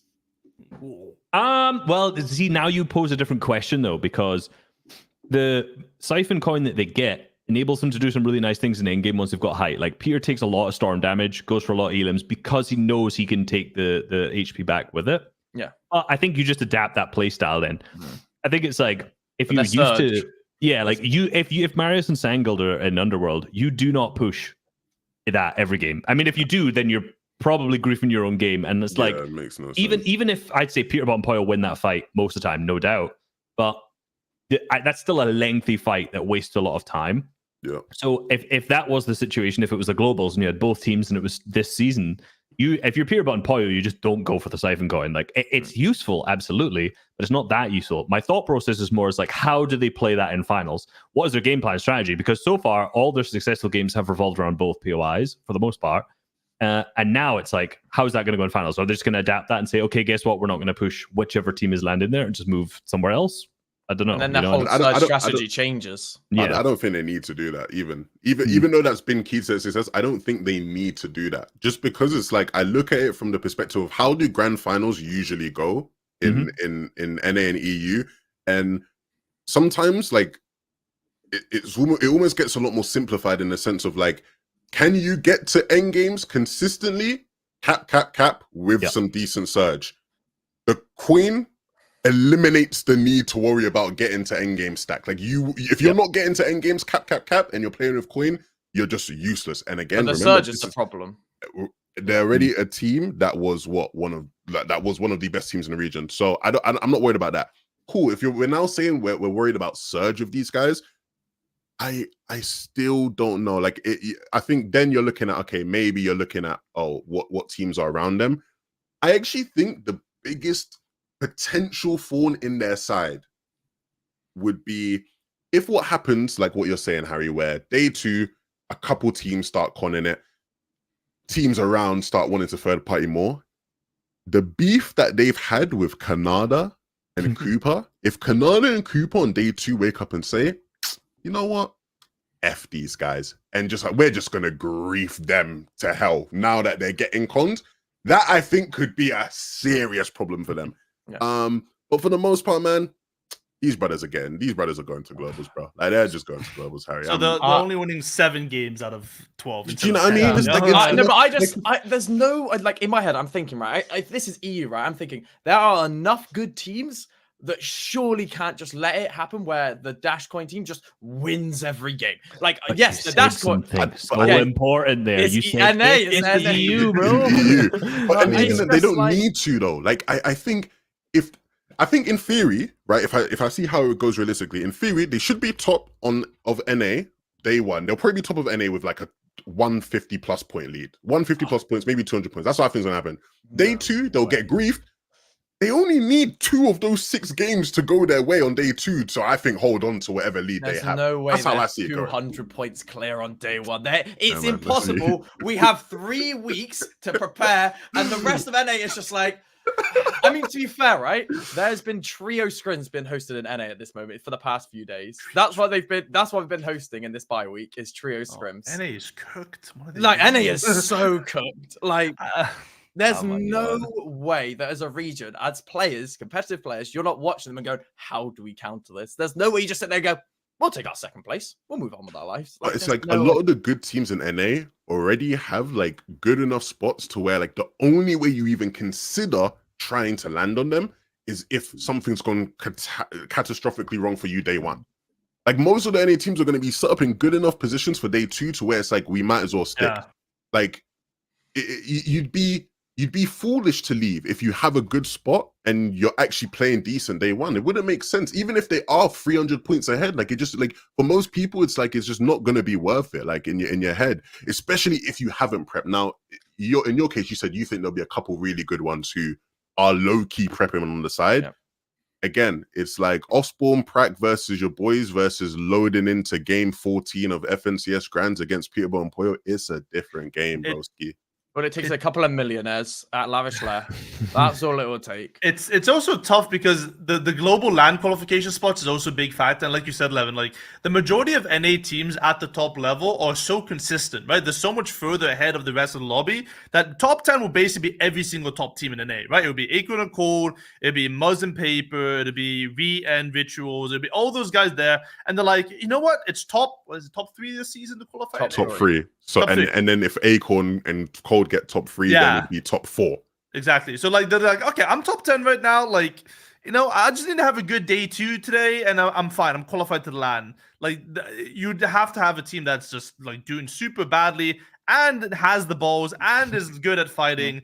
And there's not many of those in NA running around too. Like it's hard. It's hard. I agree with Clutch. I agree. Not for their tournament's sake, but for the sake of the game, we can't have Petbot and Poyo have Grimgate uncon every game. We just can't. Even if they're con by one team, it's like they'll still do better. It's fine. I think when it comes to choosing who's going to con it's going to be, I don't think it's going to be a good team. And like even a good team, as you mentioned, like the global is not. But I do think there is a possibility for teams who are lower down just to, say, you know what, we've played ranked and this is where we've landed every game. Like we know it good enough. and they might do a good enough job fighting that it, for long enough that it'll mess them up off spawn and it'll kind of scuff the game there from the rest of it, maybe. And I think enough of those could be a problem, but I think that you make a good point, Livin, where they have a big lead on day one. I think that's true. I think the question becomes, how many good games do they get on day two in order to win? Like, that's why I said I think they come second, because it's like they're not top two, man. Like, I don't know, they've costed, or they've literally had 10 teams landing Grimgate every game. Even if they were just like second place day one somehow, right? So the second place day one. Day two, I can see a world, Harry, where day two they literally get just like one game where they can play out and get a win. Another game where they're scuffed, but then they just have like 15 limbs. It's like a classic Malibuka Mustache end game, right? Where it's like they come like 12th place, but then they have like 13 limbs. I think in that situation, like that would probably still be enough of what they do day one to just get like global qualifications. But yeah, well, it depends. But I am putting all my faith into NA. Just grief Petbot and Poyo, Paco and Mixon get on con, and this is where it comes back to Paco and Mixon to win crowns. Realistically, the one factor we haven't considered is clout farming. There's some kid in NA with $100 earned who can whack on the stream, 50-15 Petbot stream, 5,000 viewers, running a few ads. Like, I'm not going to encourage. I won't give them ideas. I'm not going to encourage it, but realistically, that's more likely to happen that some kid in NA that wants a bunch of viewers is going to go, 50-15 Petbot stream, that's it. I don't think it's going to be a tier 1 team. It's going to be a random team that we don't know and who's going to get stomped. His name is probably Jimmy555 or something. I'm here for it. I'm here for the random griefers. And Petbot's going to destroy them. Okay, I know who it is. It's got to be my guy, NL Banana YT. Oh, it's Banana YT. So, for context, I love him. Too many times at I will make fun of him here, but I love him, right? I have 3 different stories about watching this guy, and it's every time I watch an NA game, I see him do something hilarious, right? So the first one was he basically was the guy who landed at the Underworld and saw Petbot and Poyo, saw them thank the bus driver. He commented on my video, he said, I saw them thank the bus driver, and as soon as I saw like the coin moving towards us, I just dropped the medallion and we just legged it. They were like, this is a weekly finals, by the way, right? They were like, I'm just fucking out of here. I'm not doing this. And of course, 10 minutes later, they got WK'd by them anyway and died. Right? No. That was number one. Second one, after laughing at this myself, when I was streaming VOD reviews of like week 2 of the second qualifier, I'm watching and I see a team holding height, and it's my boy Banana, and it's the worst fucking height hold I've ever seen in my life, bro. He's like first moving. The main goal is not to lose height, right, and not to have people sneak up on you. And these guys just walk straight up old builds, and Banana's just lost on it in the sauce, right? So after my NA hero so far, there's a third one, I can't remember what it was, but my NA hero right now is Banana. What I'm saying is, I don't know if he's in grands. I actually haven't even checked. I think he's in lowers. I'm checking. I think he's in lowers. I want him to make it to grands. 12 for 12, 50-50 off spawn. He's the guy I want to go for it. And that would just be feeding them the free surge and the win for FNCS. So then they're right. Brilliant. This 3 weeks for Banana, he's going to be a different player. He is, bro. He's Banana's training arc. Yeah, love him. Love it. Well, I think we got our YouTube video there. Thank you very much, Harry. Henry sub. Boop, did you have a hot take for us? Yeah, I think my hot take is going to be the one that I tweeted about yesterday, and it is that 0 ping will not make you a good player. Typical 0 ping player saying this. Yeah, in amongst this group, that's not necessarily a hot take, but I think that is absolutely a hot take to TikTok. Yeah. That is, I mean, it's judging by the replies I've seen on my tweet, it is absolutely a hot take amongst every single Fortnite player. And I could scroll through it at the whole list here, and every single one's like, I'm 40, I'm 50 ping, dude. If I move to 0, I'm literally booga. Like, I would be calling Petbot over a Grimgate if I was 0 ping. And the reason why I tweeted this is because, first of all, great responses, of course, as usual. And secondly, is I generally think that 0 ping is very good once you reach a certain level. And once you reach a certain ceiling, that it's a glass ceiling that you can break through. But if you're not at a minimum level, replace breakthrough. Yeah, with your own build and then edit one pump. Yeah. Typical zero ping player. Yeah, no. typically, you can take the wall now. You can take the ceiling away. Yeah, sure. That was the joke. Yes. Yeah, I had to explain it to the audience because they didn't get it. I got it instantly. But I think, like I said, yeah, at the minimum level that you'd have to be to where zero ping makes a difference is you'd have to already be a grand finalist. I think if you're not playing the game correctly to a point where you're able to qualify dual cash cups and qualify heats and stuff like that, and I'm talking like a realistic ping level, not like I'm 80 ping, I live in Siberia, I can't make it. Sure, yeah, it's over for you. You had bad spawn RNG, you're born in an igloo, it's over. But like for the majority of people, like 50 ping is like realistic for some European players, and I think that's entirely doable to make a grand finals if you're playing correct Fortnite. And once you make it to zero ping, the issue as well, we've seen this with a few teams that boot camped, is that they end up playing worse because you change your playstyle. You think you're Boog all of a sudden. You try to take walls, and then you just get stomped. So you'd have to be a special type of player to where you understand how to use zero ping correctly, and then become a better player because of it.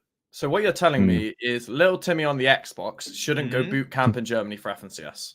No, the guy on Twitter, do not go to Texas and work a 11 p.m. to 7 a.m. job at McDonald's just so that you can make it into FNCS. It's over for you, my friend. I'm sorry. I cannot believe I read that on Twitter yesterday. It's so funny. I want to screen share this because this is what the kids on TikTok be posting. I did see this. I saw. It's like me and bro if we had zero ping, and it's just like a video of Cooper and Mirror from Globals. I feel this. I feel this. It's like I hate to break it to a lot of you. It's just not the reality. To sort of retweet what Boop said, it's like if you're not already a player who's like the caliber to where you're like qualifying grands in like E or NA already, or it's like you're just close to qualifying, you barely miss. Like the difference between whatever ping you're playing on now and zero ping is just not really going to help you.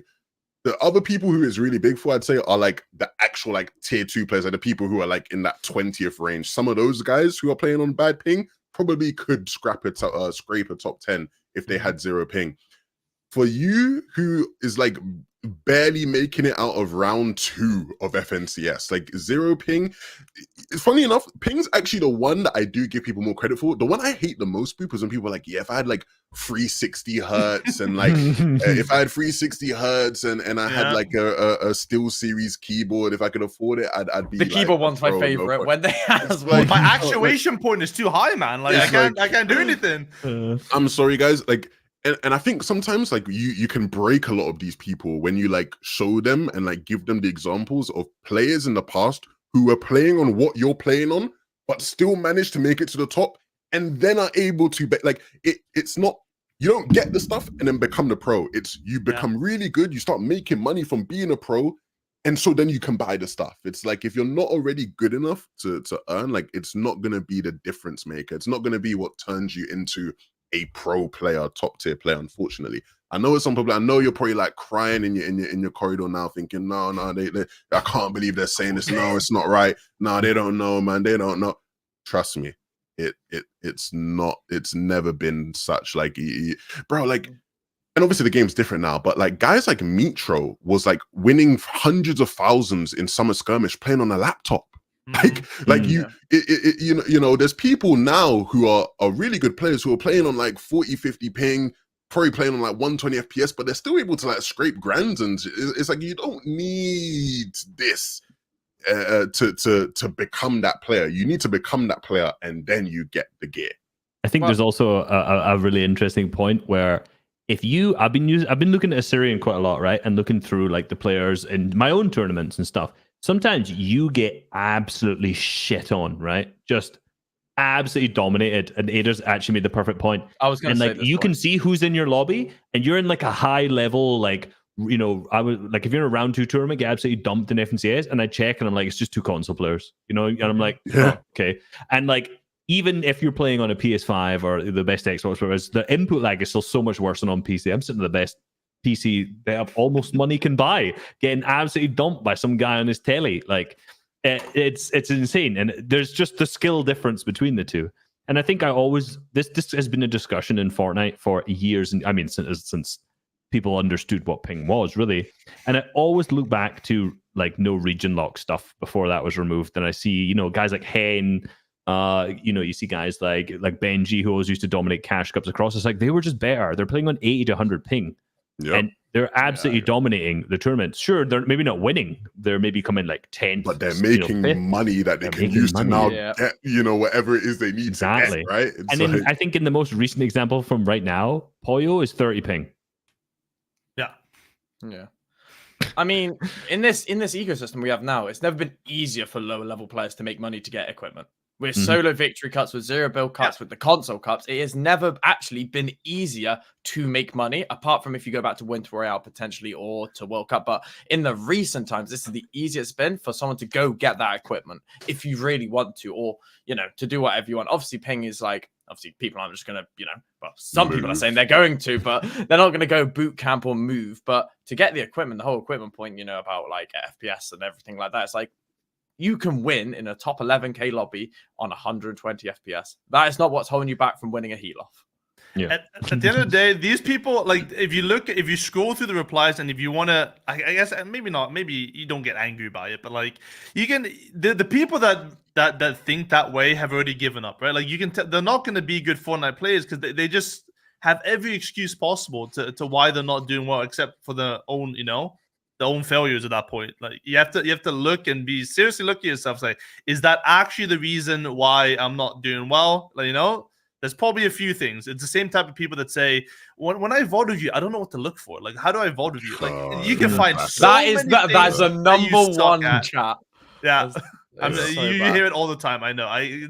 When I used to vote, I heard the same thing. What do I look at when I vote with you? If you can't find a single thing wrong with you, you are the problem. Like, you have issues. And look, for the one guy listening to this right now who's gonna say to us, "Hey, Levin, I play on Asia. The servers are in Japan, and I live in like Thailand."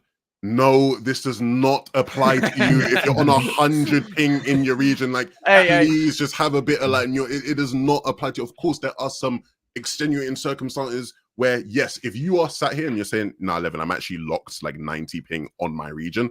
Fair enough. Yes, maybe if you had the chance to drop your ping, right? It's like, cool, maybe that would help you out, right? But even then, it's like, I think people like play way too much into this. It's like the level, the difference that you're going to cover in terms of the level of player you will be from like your ping improving. It's not like you don't go from level 10 to level 1. It's like you're going from whatever level you're at and maybe like 1 or 2 levels higher, and that's it. Well, yeah, even on the point about the whole like Asia thing, that I know it's back in chapter 2 season 2, but there was a team who lived in Singapore who was on 120 ping in Middle East. I know it's in Middle East as well, but they came second in FNCS on 120 ping. It's like, you can still do well in FNCSs and solo victory cups and zero build, especially zero build cups to make your money. Swizzy and Shamaki literally won Asia FNCS on like 60 ping. Yeah, they were. Yeah, exactly. And they learned English to communicate with their teammate. To communicate to win FNCS in Asia, because their teammate, they were Russian and their teammate was Japanese. So they communicated very broken English to win it. That's crazy. Yeah, I also think like, people complain about 30 ping. Try 30 years old. Now, that's the real question. That's like 200 ping internally. I think we all have that. We all have that. I'm 22 and I have that. $200 mouse today. Hopefully this makes me better, man. What do you think is the oldest you could be to win an FNCS? Like, you get Queasy, right? How old can Queasy get to? Queasy right now? Depends how hard you can get carried. 22, probably 21 then, I would say. It's over. No, I don't know. It depends on the person is all. And also like...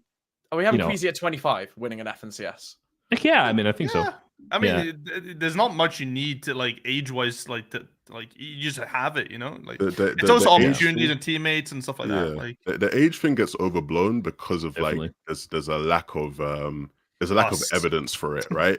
But the reality is like, let's say in Queasy's case, like if Queasy turns 25 and he falls off, it wouldn't be that, okay, so that just proves that 25-year-olds can't be like top level pros. No, it's because he's 25 now and he's like just living life and not grinding the game anymore. It's like a lot of these older people, it's like a lot of them just don't commit. Like as they're getting older, a lot of them are just not going to be committed. We're already seeing it now. Like guys like that who are like getting into the sort of early 20s, a lot of the top pros now are getting into the early 20s And a lot of them are now starting to get closer and closer to the level of everyone else just because they're not playing as much. Because now that they're older, they've got new interests in life. They're not into gaming 24/7. Plus, they have money and success from Fortnite already, so there's less incentive for it.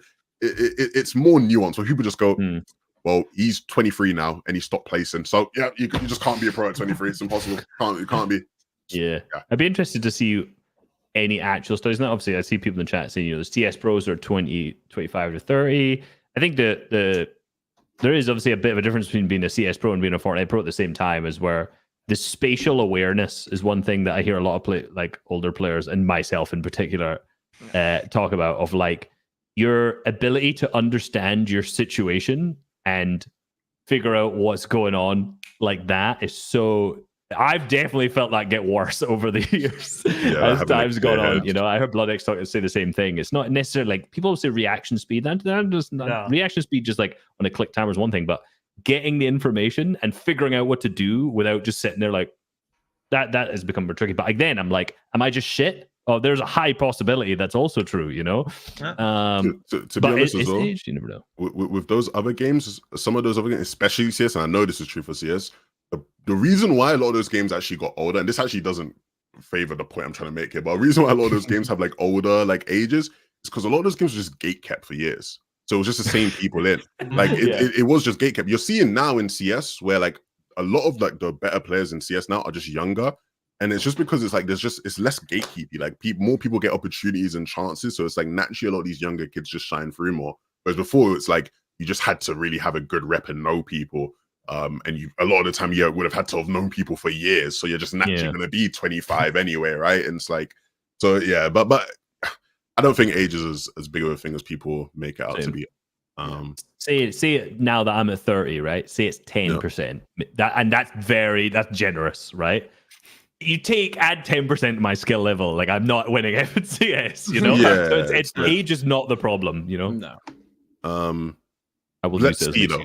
Let's see. Like if a guy like who's just like cracked now, who's like maybe like 19, if like Veno's a bad example because of recent results and everything. Yes, but if a guy like Thomas, even Thomas though, Thomas really grinds. Like, I don't know. Vico's getting up there now too. I've seen them slow down Vico? a little bit. Isn't Vico like 17? Vico's like 17. Yeah, he's starting to slow down a little bit, Young.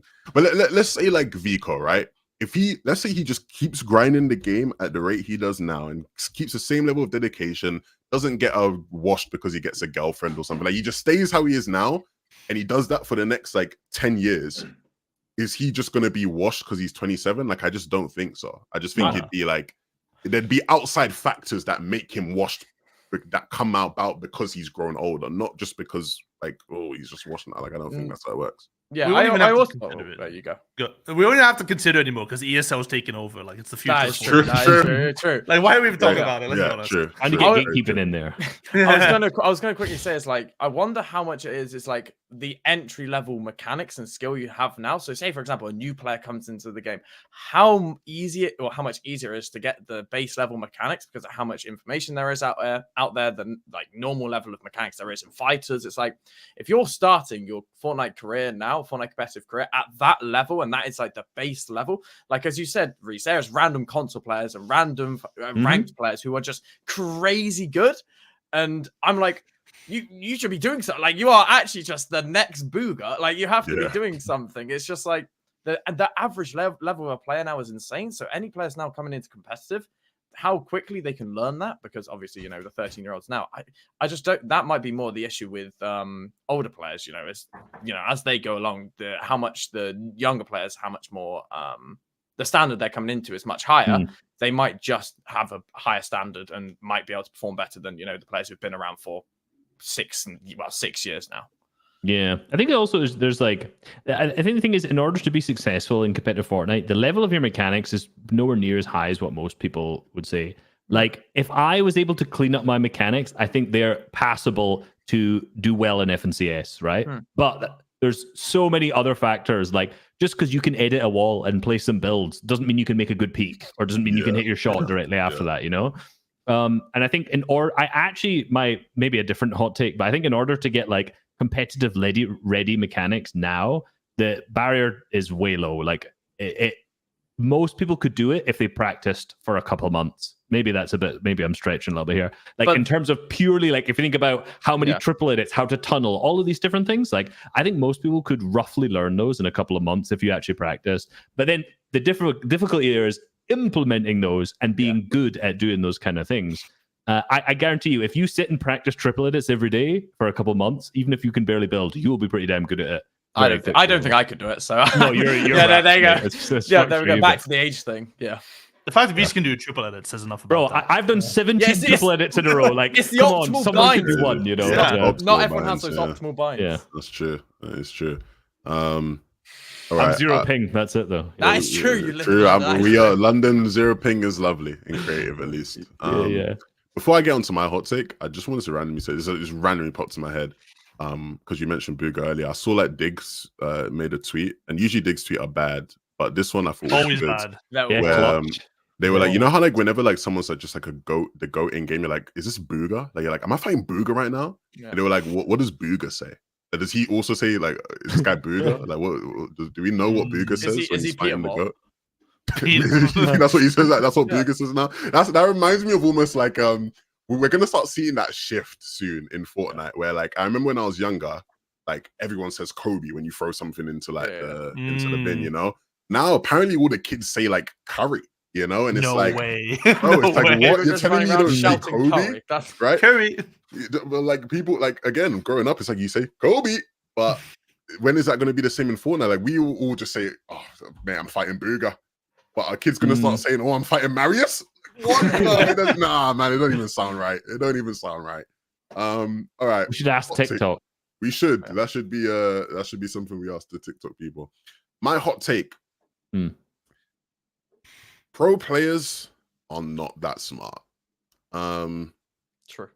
I True, don't think yeah. pro. Yeah. I don't Wrap think it up, pro yeah. players are that smart. And the fact that you guys all agree means it's maybe not as hot as I thought it was. But I'll still get into explaining it. For maybe the people who don't understand where I'm getting with this.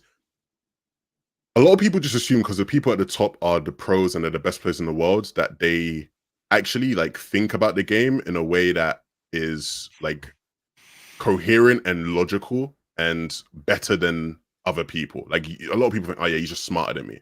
I don't think that's the case in a lot of instances. Most pros are pros by result of consistent trial and error.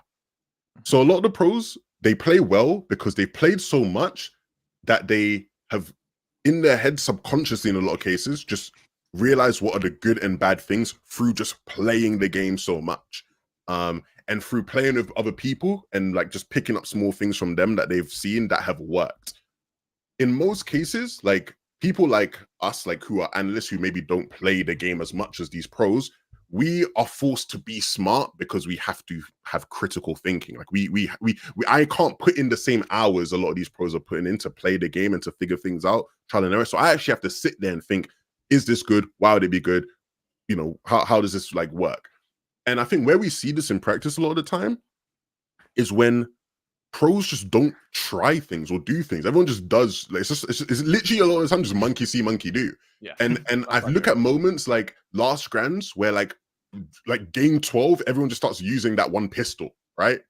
what was the name of that pistol again? The lock-on pistol. It's like we're in the middle of grand finals and it's like game 14 and people just start using it. And it's like nobody was using it before because a lot of these guys just don't even like think, oh, maybe this could be good because I can do this with it. Or let me try it. It's like a lot of them just go in, play the game how they've always played it.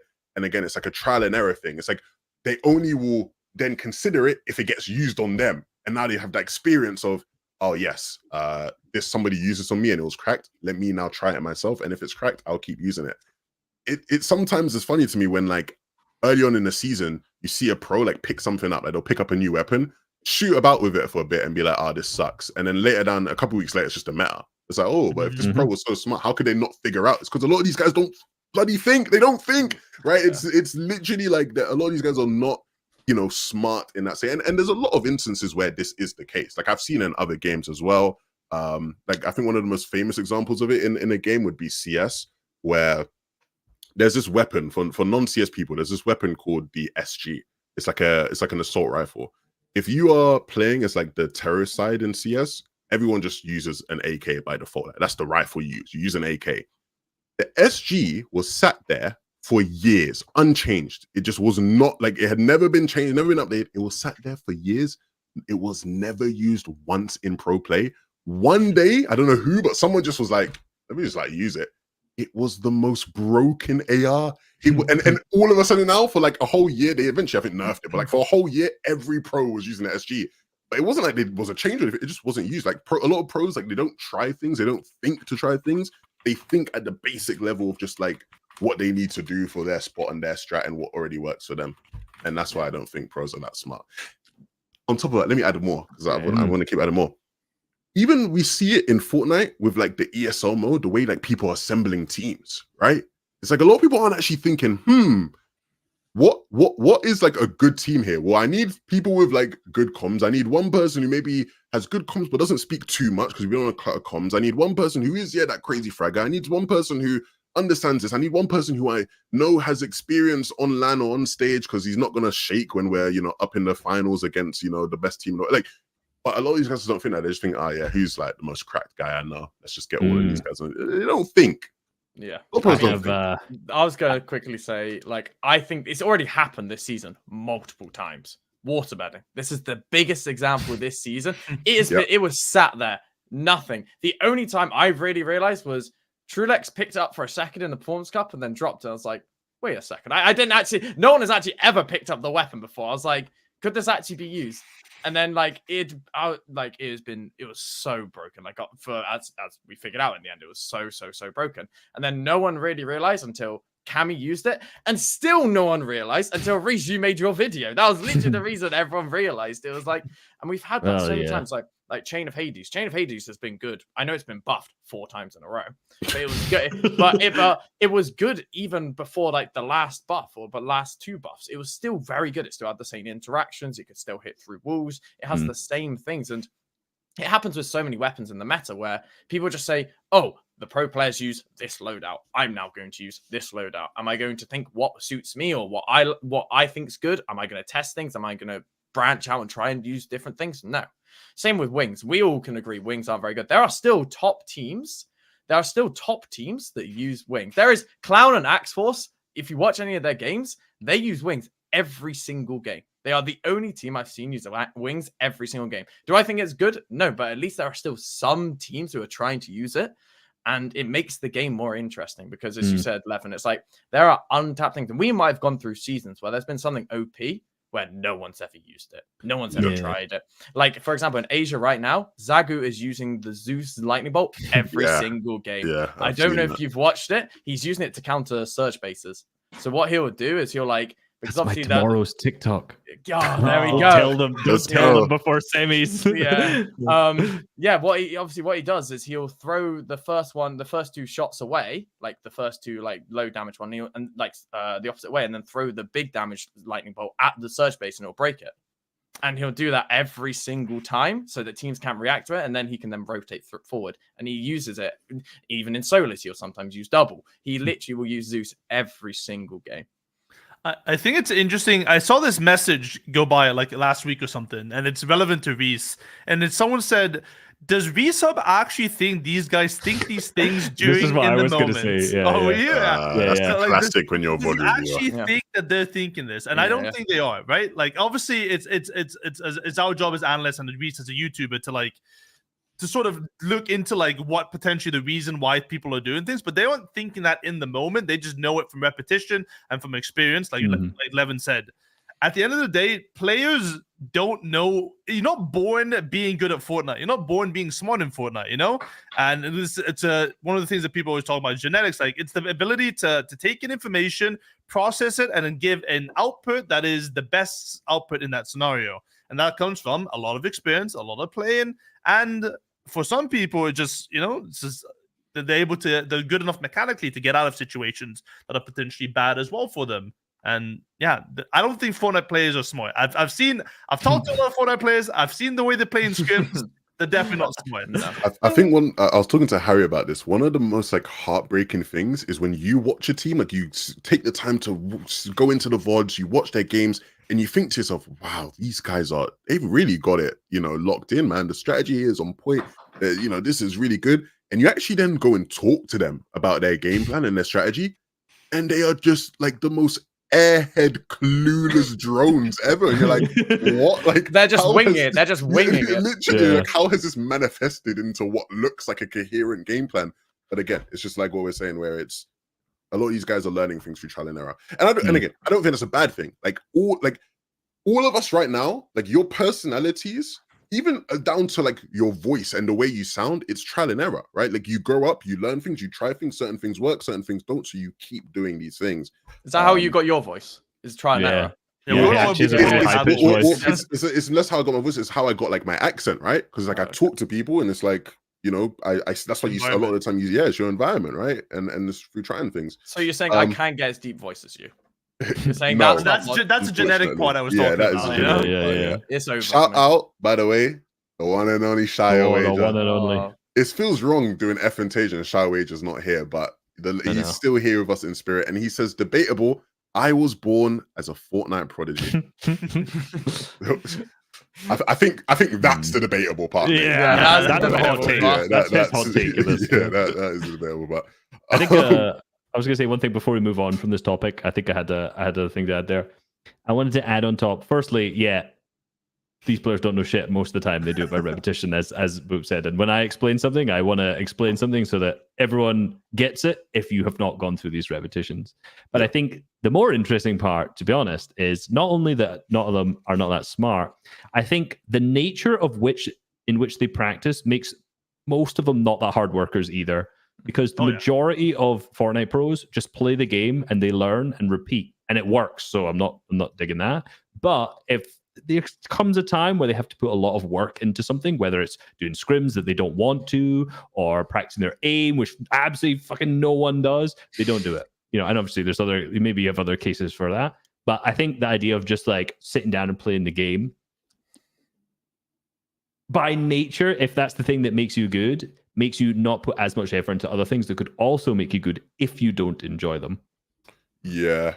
Sort of linked to that in a way is, I think that's a part of the virus. I don't know how I'm trying to say this, but part of the problem is the nature of how much this game changes allows people to get away with that mentality where they don't have to try, because it's like, a team will be dudded one season and just like, well, yeah, we're dudded this season. Like imagine a world where like the meta just didn't change. I'm not saying I want this, but imagine a world where that was the case, where the meta just didn't change for like a year and a half, 2 years.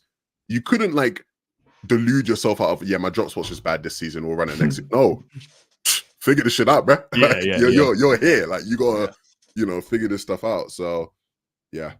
I think that's all for my. It ended up not being that hot. It was sort of lukewarm. It was a good take. It was a good take. I like that. Good take. Yeah. It's just, if you're on Twitter, you see what people tweet and like the takes about the world. You see enough about how smart they are.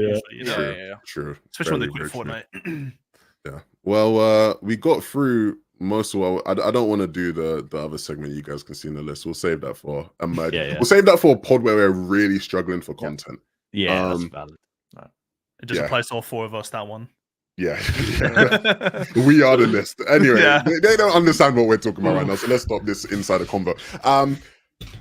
This has been episode 4. I think we're going to wrap it up here for the most part. This, for the people watching live right now, the episodes will stay on Monday. We're going to be doing them on Monday, 3 p.m. this time. Goodbye to Thursdays. What else is there? Again, you can watch on Spotify, Apple. If anybody watches or listens to their podcast anywhere else other than Spotify and Apple, I don't think anyone does. But if you do, then let us know and we'll try to add the podcast there to your preferred platform as well. I guess we'll sort of wrap up and say our goodbyes, everyone. Harry, where can the people find you and what you're going to be up to over the next week? Coach_Harry on Twitch. Morning streams. Probably going to be doing prep work for every tournament this week. Evals, Duo Cash Cup, Soda Cash Cup. Looking at the top teams, trying to prepare. And just doing the usual stuff now. We're finally getting some tournaments again after a week break. Sounds good. So I want to join in on some of your off-spawn pracks because those look fun. Oh, those are fun. 60 players landing one landing spot. That is fun. That looks really fun. Yeah. Somebody in chat said, Steph said, Are they live only or uploading after? Yes, these go up on YouTube. So this is live on YouTube right now, and it stays on YouTube. So if you go on YouTube right now, like it will be there. So for anything you've missed, and it'll be on Spotify and Apple in like an hour or two once I've posted it all up there. Boop, back from the dead. When's your return stream? When will we finally be able to watch some Boop viewing parties? I won't starve you of great viewing party content anymore. I'll probably be live for the Eval Cup tomorrow. You know, I'll be saving the viewing party streets again. You'll be able to see everything. Yeah, go ahead. I was gonna say you gotta play the Undertaker music when you come back, returning from the dead. Yeah, probably that might be the intro song for tomorrow. But yeah, you'll find everything booping out underscore on Twitter. You know, anything else interesting going on for you this next week? You know, it's funny when you get close to death, you're thinking about life and stuff. Like I got so many content ideas I want to do that I'll probably never execute. You know, it's like going to the gym at like 1 a.m. at night. Like, you know what, tomorrow I'm gonna go, but like, you know, maybe there'll be some cool stuff that I want to do soon. But yeah, soon. Okay. Look forward to not seeing it. Yeah, it's definitely yeah. Just can't find an editor, man. It's hard. The big dog. Talk to me, brother. What you got going on? Yeah, I'm just making YouTube videos. That's it. You know, just watch them. Give me some money for that. That'd be great. So I can keep making more YouTube videos. That's the summary. Sounds good. I'm away next week. So if there's any people who love the sound of my voice, I'm sorry. I will not be here. Damn. So when are you back? Can you not do the next ep then? We go get. No, I'm away next Monday to next Friday. So you need to get a subpar fill. Yeah. Okay. Well, we'll see. We'll get somebody involved. There's a lot get of an American. Done. Yeah, let's get an American in for next week. You're just the American in when it's safe because the American hater's going to be gone that week. I see how it is. Yeah, I mean, you said subpar, so this is where my mind. True. That's terrible. That is terrible. I'll not wait to see who you get. The expectations are already very low now. Don't show them this part of the pod, please. Yo, we need someone shit for the podcast. Yeah, don't show them this part. I am going to be going away like yourself as well, Resub. But for me, I have some like plans for some like actual personal content that I want to do. Yeah, like YouTube stuff. This channel now that it's all on, like this is all just like podcasts. So I don't really want to like post. I want to like actually post my own videos where I'm talking about some interesting things. You just risen up people in the street, is that it? Maybe. There's always a possibility that I do that, but yeah, I don't know. But we'll see. How much is that outfit worth? That's a good one. Yeah, that's what we need. Yeah. Yo, fit check, bro. Fit check. I mean, I could. I remember I met one of those type of TikTokers. He wasn't like trying to engage. He wasn't fit checking you. Yeah, you weren't drippy enough. Yeah. Probably wasn't. Kissing prank, definitely not a kissing prank. Definitely not a kissing prank. But yeah. Be sure to check out FNtasia. We're gonna start posting like some short form content. That's one thing we've not been doing yet. So like some like clips. Guys, if you're watching right now, you guys are dedicated viewers. Clip stuff, please. Like if you're watching and like something funny happened, just clip it. Because I go back through the VOD and like I watch like to see what people clipped. And we're gonna start posting some of those moments. So you do that for us. Thank you. Love ya. You should get the VOD 11 up, the one we saw before, you know. Oh yeah. Should I? No, that'll be on the videos, man. Okay. I thought you were doing it live. Yeah, no. That'll be on the videos.